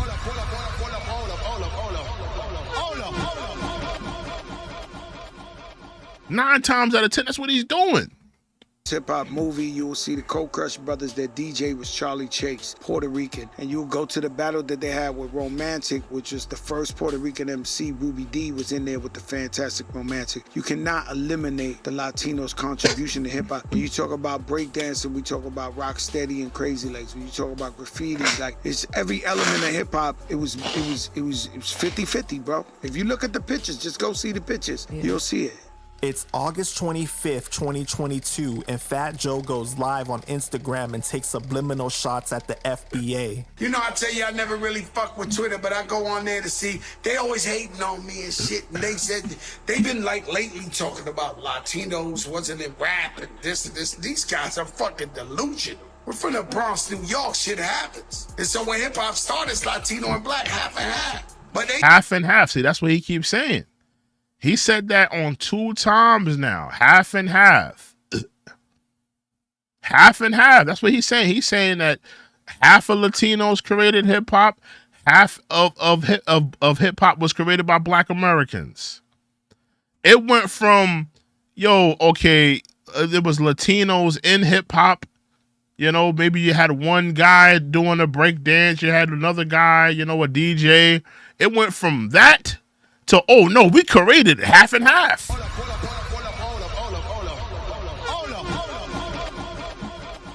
I just want to let y'all realize that it went from a few people being on the scene to, oh, now we're equally creating this now.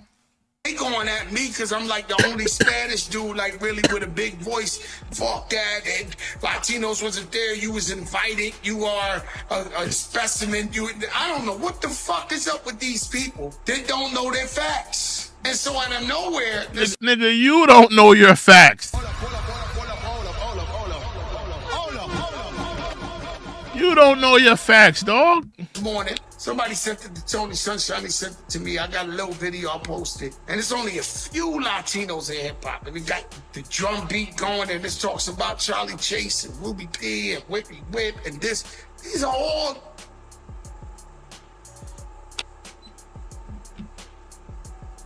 And so what I notice is history is history. And so I don't get it, you know? And these people, man, they gotta stop. They gotta fucking stop. And so listen, man, we by far the biggest in the game. It's October 4th, 2022, and Fat Joe does an interview with the Breakfast Club about the N-word. Joe says that he's actually trying to stop using the word, but it's hard. You hear that? I'm trying to stop now. You hear this, dude? I'm trying to stop now. This dude is a clown. This dude is a clown. A liar, a clown, a slob. I'm actually trying to stop, Joe. You're 50 years old, Joe. Just stop. Just stop using the word. Stop using the word. You know, and the funny thing about Joe, it's like, dog, Joe, I know you do. I know you got corporate meetings with CVS. You got corporate meetings with different companies. Do y'all really think he's in a CVS meeting for Rewind at 12 and he's using the N-word? He could stop using the N-word in the board meeting, but he's on the Breakfast Club. Oh, I can't stop using the N-word. I just can't stop. This dude is a doof. But y'all have allowed him to, you know, make money in the culture. Y'all have given him a voice. The Hot 97s, the Source magazines, the Double XLs, the Power 105s, New York hip hop. You have given this doof a platform. You know? Hard because he's been called it his whole life and he's been using it his whole life. He also said that no one is going to pressure him into feeling or saying anything. Joe goes on to say that when Minister Farrakhan sees him, he addresses him as a black man. Joe says that he's black. He went from Al Sharpton. He said Al Sharpton called him the realest nigga he ever met, right? He said Al Sharpton called him the realest nigga. Now, you know, people have always talked about how Fat Joe lies. He lied about the Biggie album. He lied about a lot of stuff, right? Lies about a lot of things. But he said that Al Sharpton called him the realest nigga. Now he's lying on he's lying on the Honorable Minister Farrakhan. This nigga's wildin'.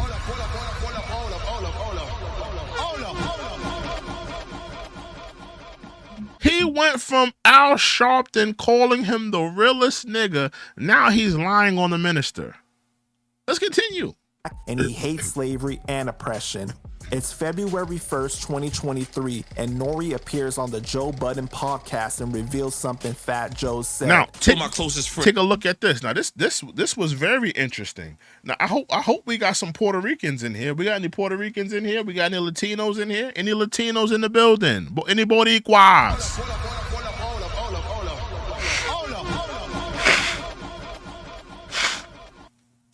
Do we have any Boricuas in the building? Any Boricuas? Any Latinos? Let me know. Because I thought that this was very interesting, what he said about his own people. Take a look at this. Friends, which is Fat Joe and EFN. And they both had the same meeting with me. They both grabbed me, pulled me to the side, and EFN was like, I don't think you should do this. I think you're gonna ruin your legacy. And then Fat Joe pulled me to the side and was like, I never said this, Fat Joe, so I'm sorry. If you didn't tell me not to say this. Exclusive. He was like, fuck them Puerto Ricans. He says, F those Puerto Ricans. Fat Joe says, F those Puerto Ricans. He even got smoke for his own people. So all you Hispanics mad at me. You mad at me for defending FBA, my race and my lineage of people and the people that I come from and my ancestors. You mad at me. But you got Fat Joe disrespecting Boricuas. Who are you really mad at?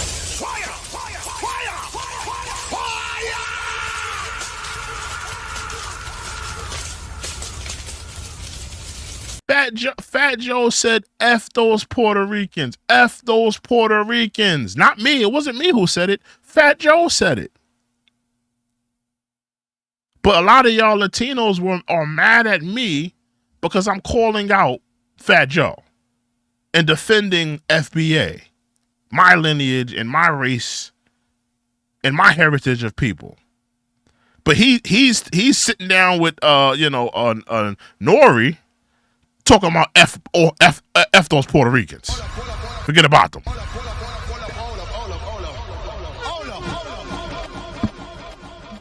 I gotta play that again. Let me play that again. This is what he said to Nori and Confidant. He said this, and you already know he didn't want this to get out. He didn't want Nori to tell this story. Podcast and reveal something Fat Joe said. Two of my closest friends, which is Fat Joe and EFN, and they both had the same meeting with me. They both grabbed me, pulled me to the side, and EFN was like, I don't think you should do this. I think you're gonna ruin your legacy. And then Fat Joe pulled me to the side and was like, I never said this, Fat Joe, so I'm sorry if you didn't tell me not to say this. Exclusive. He was like, fuck them Puerto Ricans.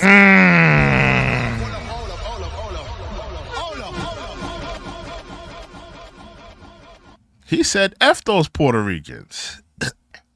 But y'all clapping at me for defending FBA, but he talking about F those Puerto Ricans. Okay, all right. He was like, fuck the people from the island. Wow. He trying to throw you in there. Yeah, okay. Put me up in that. We got him. Joe was my brother. I love Joe, but that's what he told me. Yeah, you have the relationship. It's October 12th, 2023, and former Fat Joe ghostwriter and hype man TA does. Now we're getting into people that are in his close circle, people that have worked with him, his friends. We're getting into the people that have been around him. Now this goes into what I was talking about, Fat Joe's racist past, because a lot of things we don't see, a lot of things that have been done in the dark that we're going to be talking about here tonight.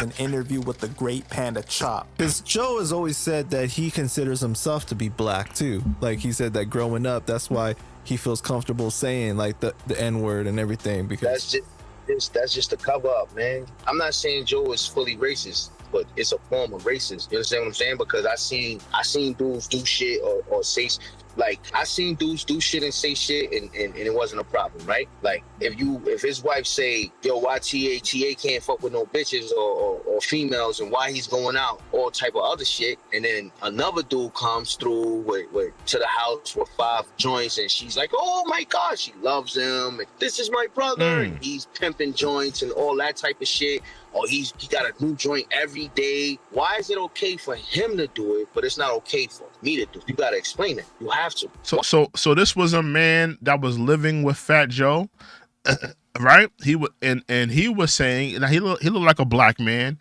He's saying when there was Hispanics in the house, when it was a Hispanic person in the house, they would come around and they would be, hey, all engaging. Yeah, he's happy, he's here. But when this black man would come into the house and he would be there, they would be like, why he in here?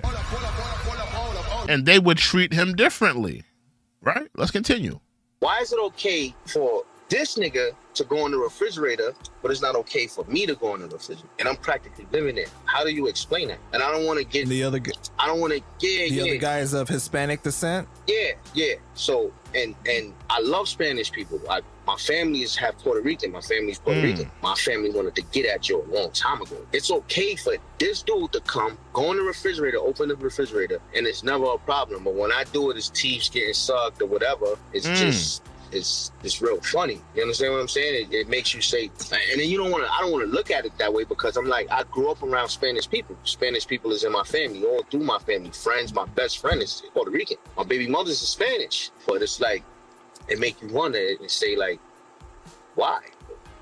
You know what I'm saying? And I brought it to Joe's attention a few times. He tried what Joe say? Nah, it ain't like that, GA. It's not, Joe. Yo, don't worry about that. Nah, Joe, don't worry about that. This nigga comes in, goes in there, and says, hey, how you doing? Oh my God. But if I come and it's like, yo, he can't be going in there. Like, it's like, it was one time where it got nasty, but I'm gonna save that.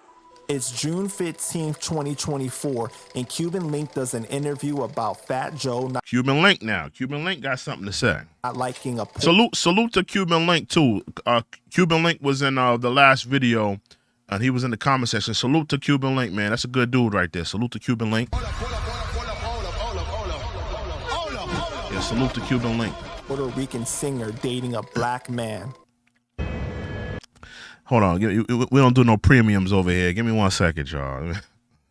We don't do no YouTube premiums over here. Give me 1 second, man. We don't do no premiums over here. Correct. When I did the song, me and Pun did Something to Hold with Veronica. He put his song to be the main single that he did with her, which is nowhere close to what me and Pun did. And then when it was our turn, she was doing another video. She was going to choose that to be a video, Something to Hold with me and Pun, and he cock-blocked that. He cock-blocked that. Had a fight with her boyfriend and all that, with Veronica's boyfriend at the time. Cock-blocked that because it was fighting for us to make, to clear it. Because he had I wasn't even signed to him yet, right? We gave him the strength that he got to clear that song. Pun was on it. I was his artist. So he wouldn't play that song and make that a video. Why? Did he say why? Because he was jealous. That's the only thing. He wanted him to get the shine. Because why wouldn't you put a hard-ass record that both of your artists is on? Why? He got in an argument with, Veronica's boyfriend with her manager at the time. That's crazy because she's Boricua too and everything. Like, why you fuck up a situation with your own people all the time? That's what it was. He had a problem because it was a brother. It was a black brother that was her boyfriend. It was a black brother that was her boyfriend.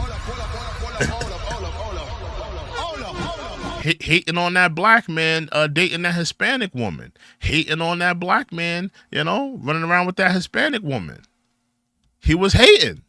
With braids. I remember him. He was a cool nigga. He looked like John Forte a little bit. He had the same swag as John Forte. He was a cool brother with me, with everybody. So for him to even put hands on him, I was like, that nigga was hating, dog. He was either hating on a relationship with him or her, or he was hating on me being on a song because I wasn't signed yet, or he was hating because it wasn't him. And he didn't want that shit, on some greedy shit. He didn't want, whatever it was. He fucked that up. So those are the three situations that I put it where he fucked that business up. We went with him. We said, fuck it. So now that nigga trying to play himself or something. Man, you can't believe Joe. So I know he made an excuse for him doing it. And they jumped him. It wasn't like he fucked him up. They jumped him. It's November 22nd, 2024, and Smooth the Engineer does an interview with the amazing Panda Chop about Fat Joe's racism. But were your experiences with him positive, though? Like, from what you could...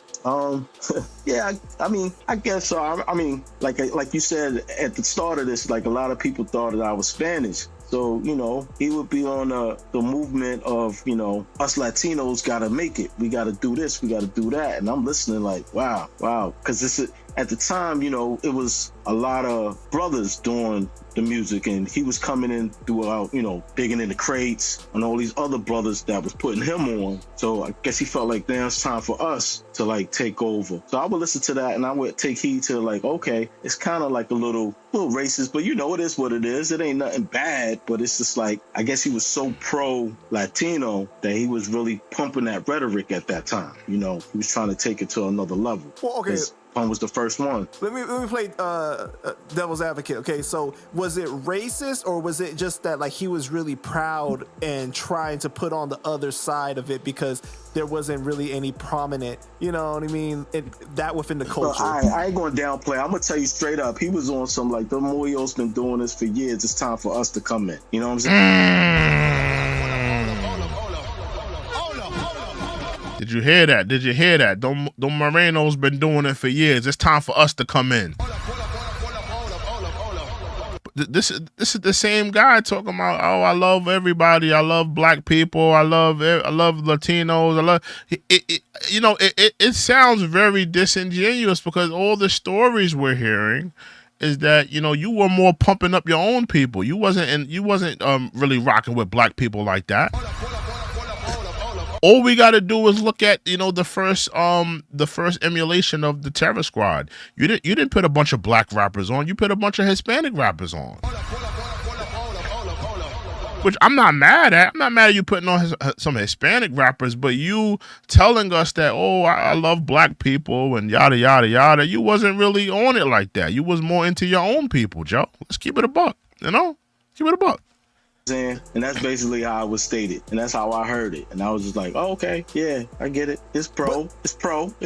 But at the same time, it was a little bit of shade there, a little bit. But he got put on by black artists, though. It's what I was thinking the whole time I'm hearing that. But I'm saying to myself, who am I? I'm just here just listening. I'm just taking in what he's saying. I'm taking in because I'm in a room full of Latin brothers that are all in the music industry. You got to understand that, too. I'm the only person there personally at the time that looked like I was. So I got in where I fit in. But here we go. That's the rhetoric that was pumped because he felt comfortable. He was in his own world at the time, too. Like, you're in a closed environment. You got your people that look up to you. And you got so some you people can say what you really feel. Exactly. It's December 13th, 2024, and Fat Joe releases his album, The World Changed on Me. On the song Us, featuring Remy. The world changed on me. I can't say the N-word anymore. The world changed on me. I can't say the N-word no more.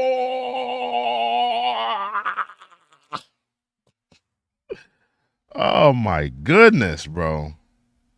This dude is having a full-on meltdown because he can't use the N-word no more and people are calling him out for it. What do you mean I can't say the N-word anymore? I use it in my whole life.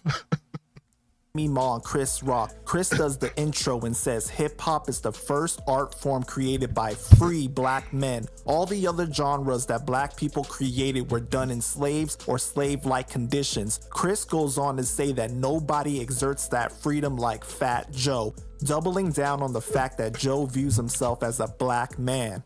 It's December 16th, 2024, and Cuban Link does an interview with Panda Chop News about Fat Joe's racism. I didn't have that upcoming where black people treated me a certain way because I was fluorescent white. It is hard being fluorescent white in the hood. It is. So I understand his thing, and I understand when he had to fight for it and you know what I'm saying, and become that accepted by the most majority of black and brown people inside the hood that he came from. But black people put him on in the game though, right? Because DITC put him on. Yeah, but it's still in you. It's still in you if you went through that kind of oppression, if you really felt that, you know what I'm saying? Which you probably felt in the beginning when you're coming up young, you have to fight, just like I did. I didn't know English, so I had to fight, you know what I'm saying? But to hold it to this day and age, like I said, man, I took that more of a little fire under our feet. So he was the coach giving you guys the halftime speech, basically. Yeah. I didn't take it. But like I said, I heard him and Macho say stories where now is demeaning and being real racist to black people. Him and Macho. Wait, what you mean? The two white guys at the crew is him and Macho. Okay, but I know, but what is the story though? Macho was a fucking, he hung out with the Jewish guys. So he was really demeaning when it came to black people. And Joe would join that conversation. Well, what is the story, though? Can you share the story? I'm not telling you the story. I'll let them tell the story. They're never going to say it. But it was real demeaning, racial shit. Gotcha. But that's within, the camp of the Spanish guys. But at the end of the day, I don't want to even say they are or they aren't. But I know my beliefs. I know Punch believe. I know Saces believe. When we came in as full of clits. I know the sick ones believe. We came in as we all is together. Now, if it was a minority of them niggas being racist in the back of their mind and saying racist shit, yes, Joe and Macho. Of the terror squad used to say a lot of shit that was racist. It's December 20th, 2024, and Fat Joe appears on My Expert Opinion. Joe talks about hip-hop being created by blacks and Puerto Ricans. Joe says the rumors that Puerto Ricans were not involved were created by black radical racists. Joe goes on to call them broke N-words, and Math received harsh criticisms for laughing when Joe... This is why you're getting mail, Joe. You've got mail. You're going to keep getting mail, Joe. You've got mail. Every festival. You've got mail. Every investment. You've got mail. And next time you want to do a commercial with White Castles. You've got mail. We're going to send the emails in. You've got mail. We're going to let them know what you've been saying. You've got mail. About FBA. You've got mail. Actually, at this point, I ain't going to lie.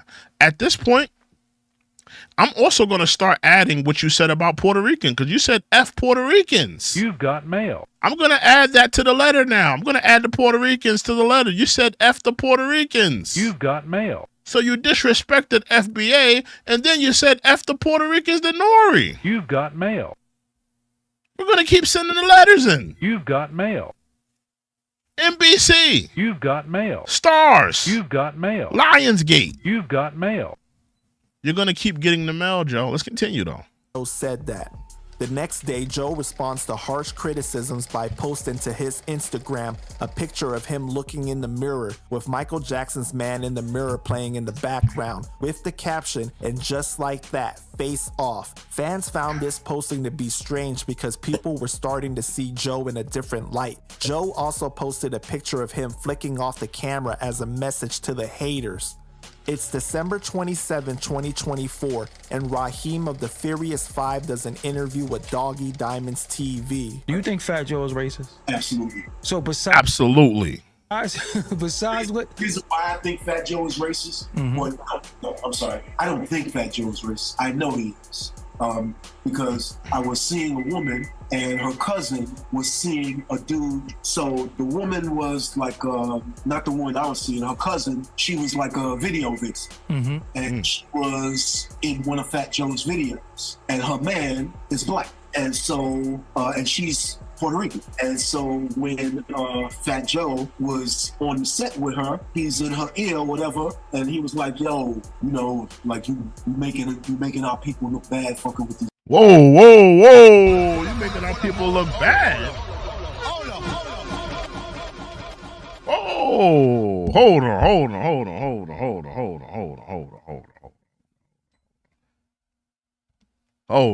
We almost done though. Hold on though. Let me. We're gonna address that, but I gotta put some respect on the donors. I see somebody donated. Give me 1 second, yo. Salute to the person who donated.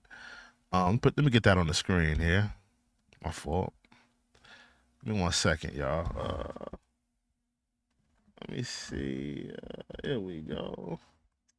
I can't get this on the screen. Give me 1 second, y'all. Give me 1 second. Here we go. Oh, that's not it. There we go. Give me 1 second, y'all. Salute. Is that on the screen, by the way? Yeah, that's on the screen. All right.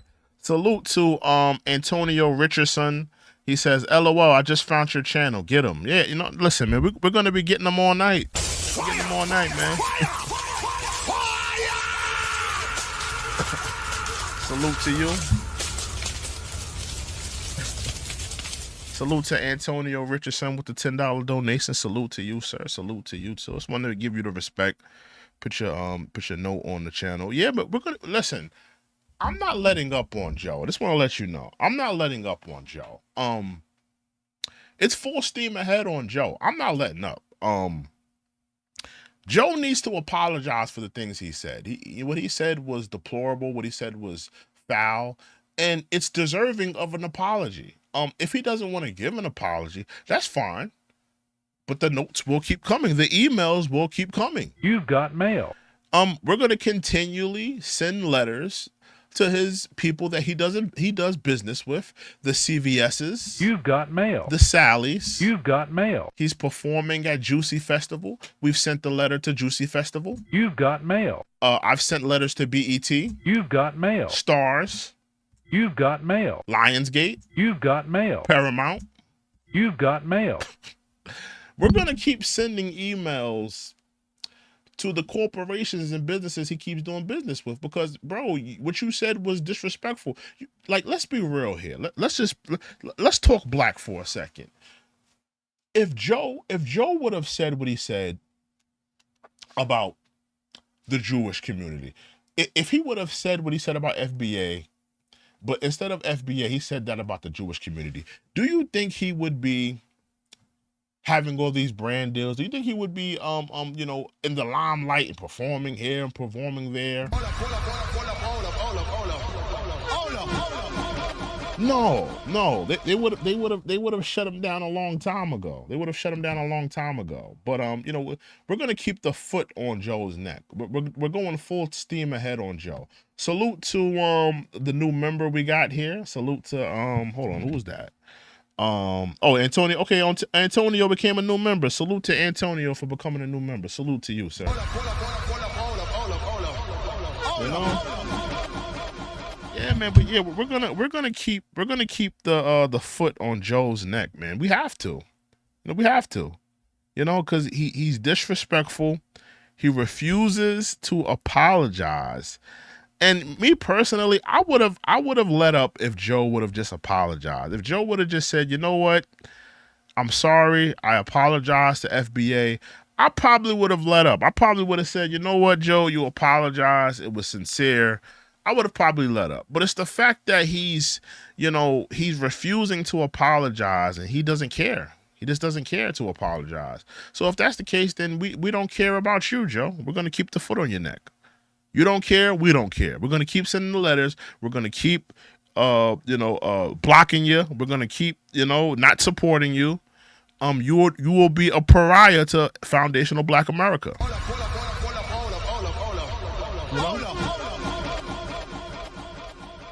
Yeah, but salute. Oh, Antoine. I'm sorry. My fault, man. I'm sorry. Salute to Antoine. Salute to Antoine, man. My fault, bro. Antoine. Yeah, salute to Antoine Richardson, man. Salute, bro. Salute. Yeah, man. But yeah, man, we're gonna keep the foot on Joe's now. Let's finish out this because it's almost done. It's almost like about 2 more minutes. No, I'm sorry. I don't think Fat Joe's racist. I know he is. Because I was seeing a woman and her cousin was seeing a dude. So the woman was like, not the one I was seeing, her cousin, she was like a video vixen. Mm-hmm. And she was in one of Fat Joe's videos. And her man is Black. And so, and she's Puerto Rican. And so when Fat Joe was on the set with her, he's in her ear or whatever, and he was like, yo, like you making our people look bad fucking with these monkeys. You don't find that suspicious? You don't find that suspicious? You don't find that suspicious? Now listen, I don't know if this story is true, but if there's any truth to this story, then Joe needs to be kicked out of the hip hop community right away. And you've been lying to our faces all this time, Joe. You need to be kicked out of the hip hop community right away. You need to be extradited from the hip hop community. If any of this is true, but let's continue. What? Facts, bro. Repeat that. Whoa. What did he, so the female told you that he said this? Yes, that's right. Repeat what you just said. So you're making our people look bad fucking with these monkeys. And this was a Puerto Rican woman. Now he was telling a Puerto Rican woman. Say it again. Yo, what you doing? You're making our people look bad fucking with these monkeys. It's January 7, 2025, and Fat Joe does an interview with Billboard.com and says he's stepping down from the BET Awards after hosting it for 3 years in a row. Joe states that 2 Chainz told him he was monopolizing hosting the award show and he wanted a shot at doing it. So Joe decided to step down as the host and pass the baton on. Joe did state that BET was not aware of this. Fans believe that Joe was actually fired due to the backlash of him dissing the FBA, and this was a way for him to save face. When it comes to this situation, publicly Joe has claimed to be a Black man on numerous occasions and stated all Latinos are Black, but yet has pushed the narrative that hip-hop was created by Blacks and Latinos, confusing many fans. So y'all let me know what y'all think about this, man. Do you consider Fat Joe Black? Do you think hip-hop was created 50-50? Put your thoughts down in the comments and make sure you like and subscribe and stay connected with Panda Chop. Salute to Panda Chop. An incredible video, great investigative work. Salute to Panda Chop, did an incredible job with the video. And if you asking my opinion about Joe, if Joe is racist, I think it's unequivocally true that Joe is racist. Now, let me tell you why he's a racist. Joe is a racist because he refuses to acknowledge what he's been doing for maybe the greater half of his life is wrong. Joe is not an idiot. Joe's not an idiot. He knows the background of that word. He knows where that word comes from. He knows the hurt behind that word. He understands where he's from. He understands that he's a Puerto Rican, man. He comes from a different culture. He may have a small fragment size of African ancestry, but its majority, his ancestry is Puerto Rican. He comes from Puerto Rico. His mother and father are Puerto Rican. But he refuses to acknowledge that what he's been saying and the things he's been been doing has been wrong. And another thing, I could let go Joe using the N-word as a young man growing up in Soundview projects. When Joe was a 13-year-old, 14-year-old running around Soundview projects using the N-word and, around a bunch of black kids that were enabling him, I could let that go because I could say, you know what? All of these kids were in poverty. They didn't know no better. Joe was enabled by a bunch of black kids that allowed him to say this. But Joe, you're 50 years old. You know better.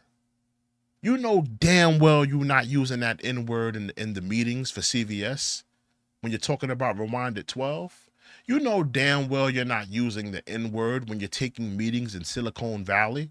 You know damn well you're not using the N-word when you're in the Rock Nation meetings.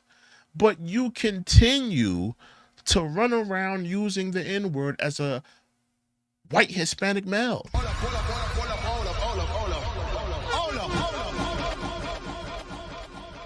I'm just keeping it a buck here. So I believe Joe is a racist, and a lot of the stories that were brought out tonight, I believe a lot of them. I believe the story about him not, necessarily liking black people and saying little things about black people. Just look at how he talks about foundational Black America. He offered no clarification, or he offered no apology.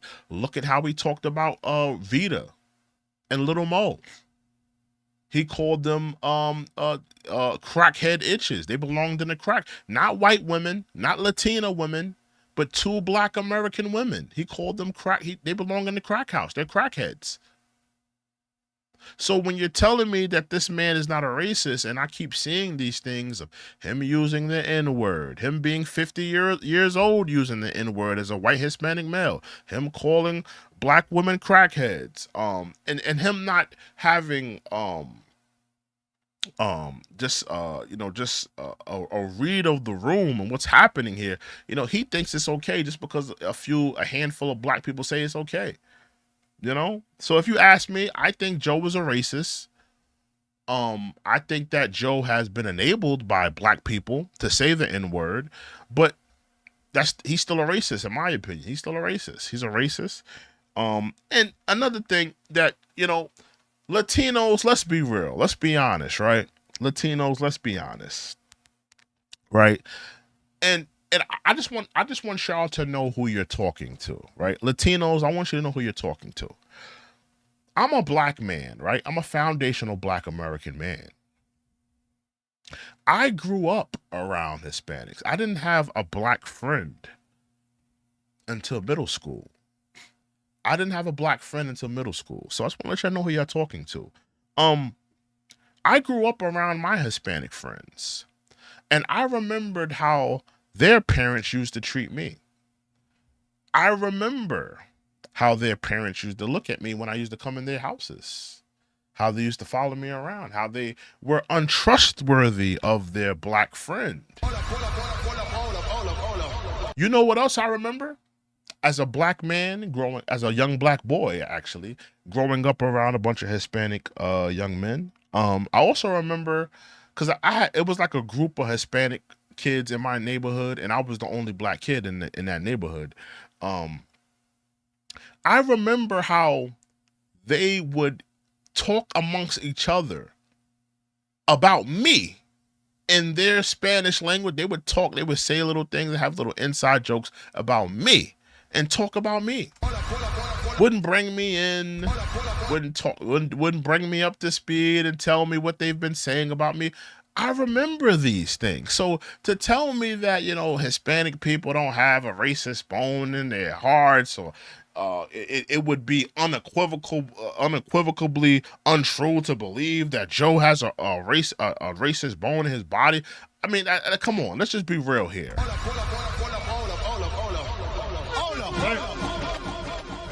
let's just be real here. So yes, I do think Joe is a racist. I do think that he has a disdain for black people. The fact that he got on Math Hoffa's podcast and said to a room full of black men, "Oh, these some broke niggas," and just, you know, sat there, you know, blatantly said that. No respect for black America, no respect for foundational black America, no respect for our ancestors, no respect for our lineage. So if you ask me, Joe is a racist. And he's a clown. He's also a clown, in my opinion. He's a clown, you know? But that's just how I feel, you know? Listen, guys. It's been real. I want to give a shout out to my mods. I want to give a shout out to Antoine Richardson for becoming a member. Salute to you. Salute to Abdur, my mod tonight. He pulled through tonight. If this is your first time here, make sure you like, comment, subscribe to the channel. We're gonna have more dialogue about Fat Joe. We're gonna have a lot more things to talk about in terms of Fat Joe. And yes, the mail will keep coming. The mail will keep coming. You've got mail. The mail will keep coming. You've got mail. I can assure you on that. I can assure you on that. Let me see something real quick. Give me 1 second. Okay. I see y'all in the chat. I see y'all turning up in the chat. I see y'all. But yeah, man. But let me know what you guys think of this this whole dialogue and this whole discussion in terms of Fat Joe being a racist. Let me know in the comment section. But with that being said, you guys have a good night. And again, if this is your first time here, make sure you subscribe to the channel. Make sure you like the video. And come on back. We're gonna have more dialogue. We're going to have more discussions about these types of topics and different things. But with that being said, you guys have a good night. Have a productive week. This is the Check-In Report, the #1 source and spot for all news and education. I will see you guys in another video, another live. We out. Y'all guys have a good night, y'all. Toodles. Reppin' the road, foreign got it on my name and they toes. These studies announce me honestly, put the seat back and I gotta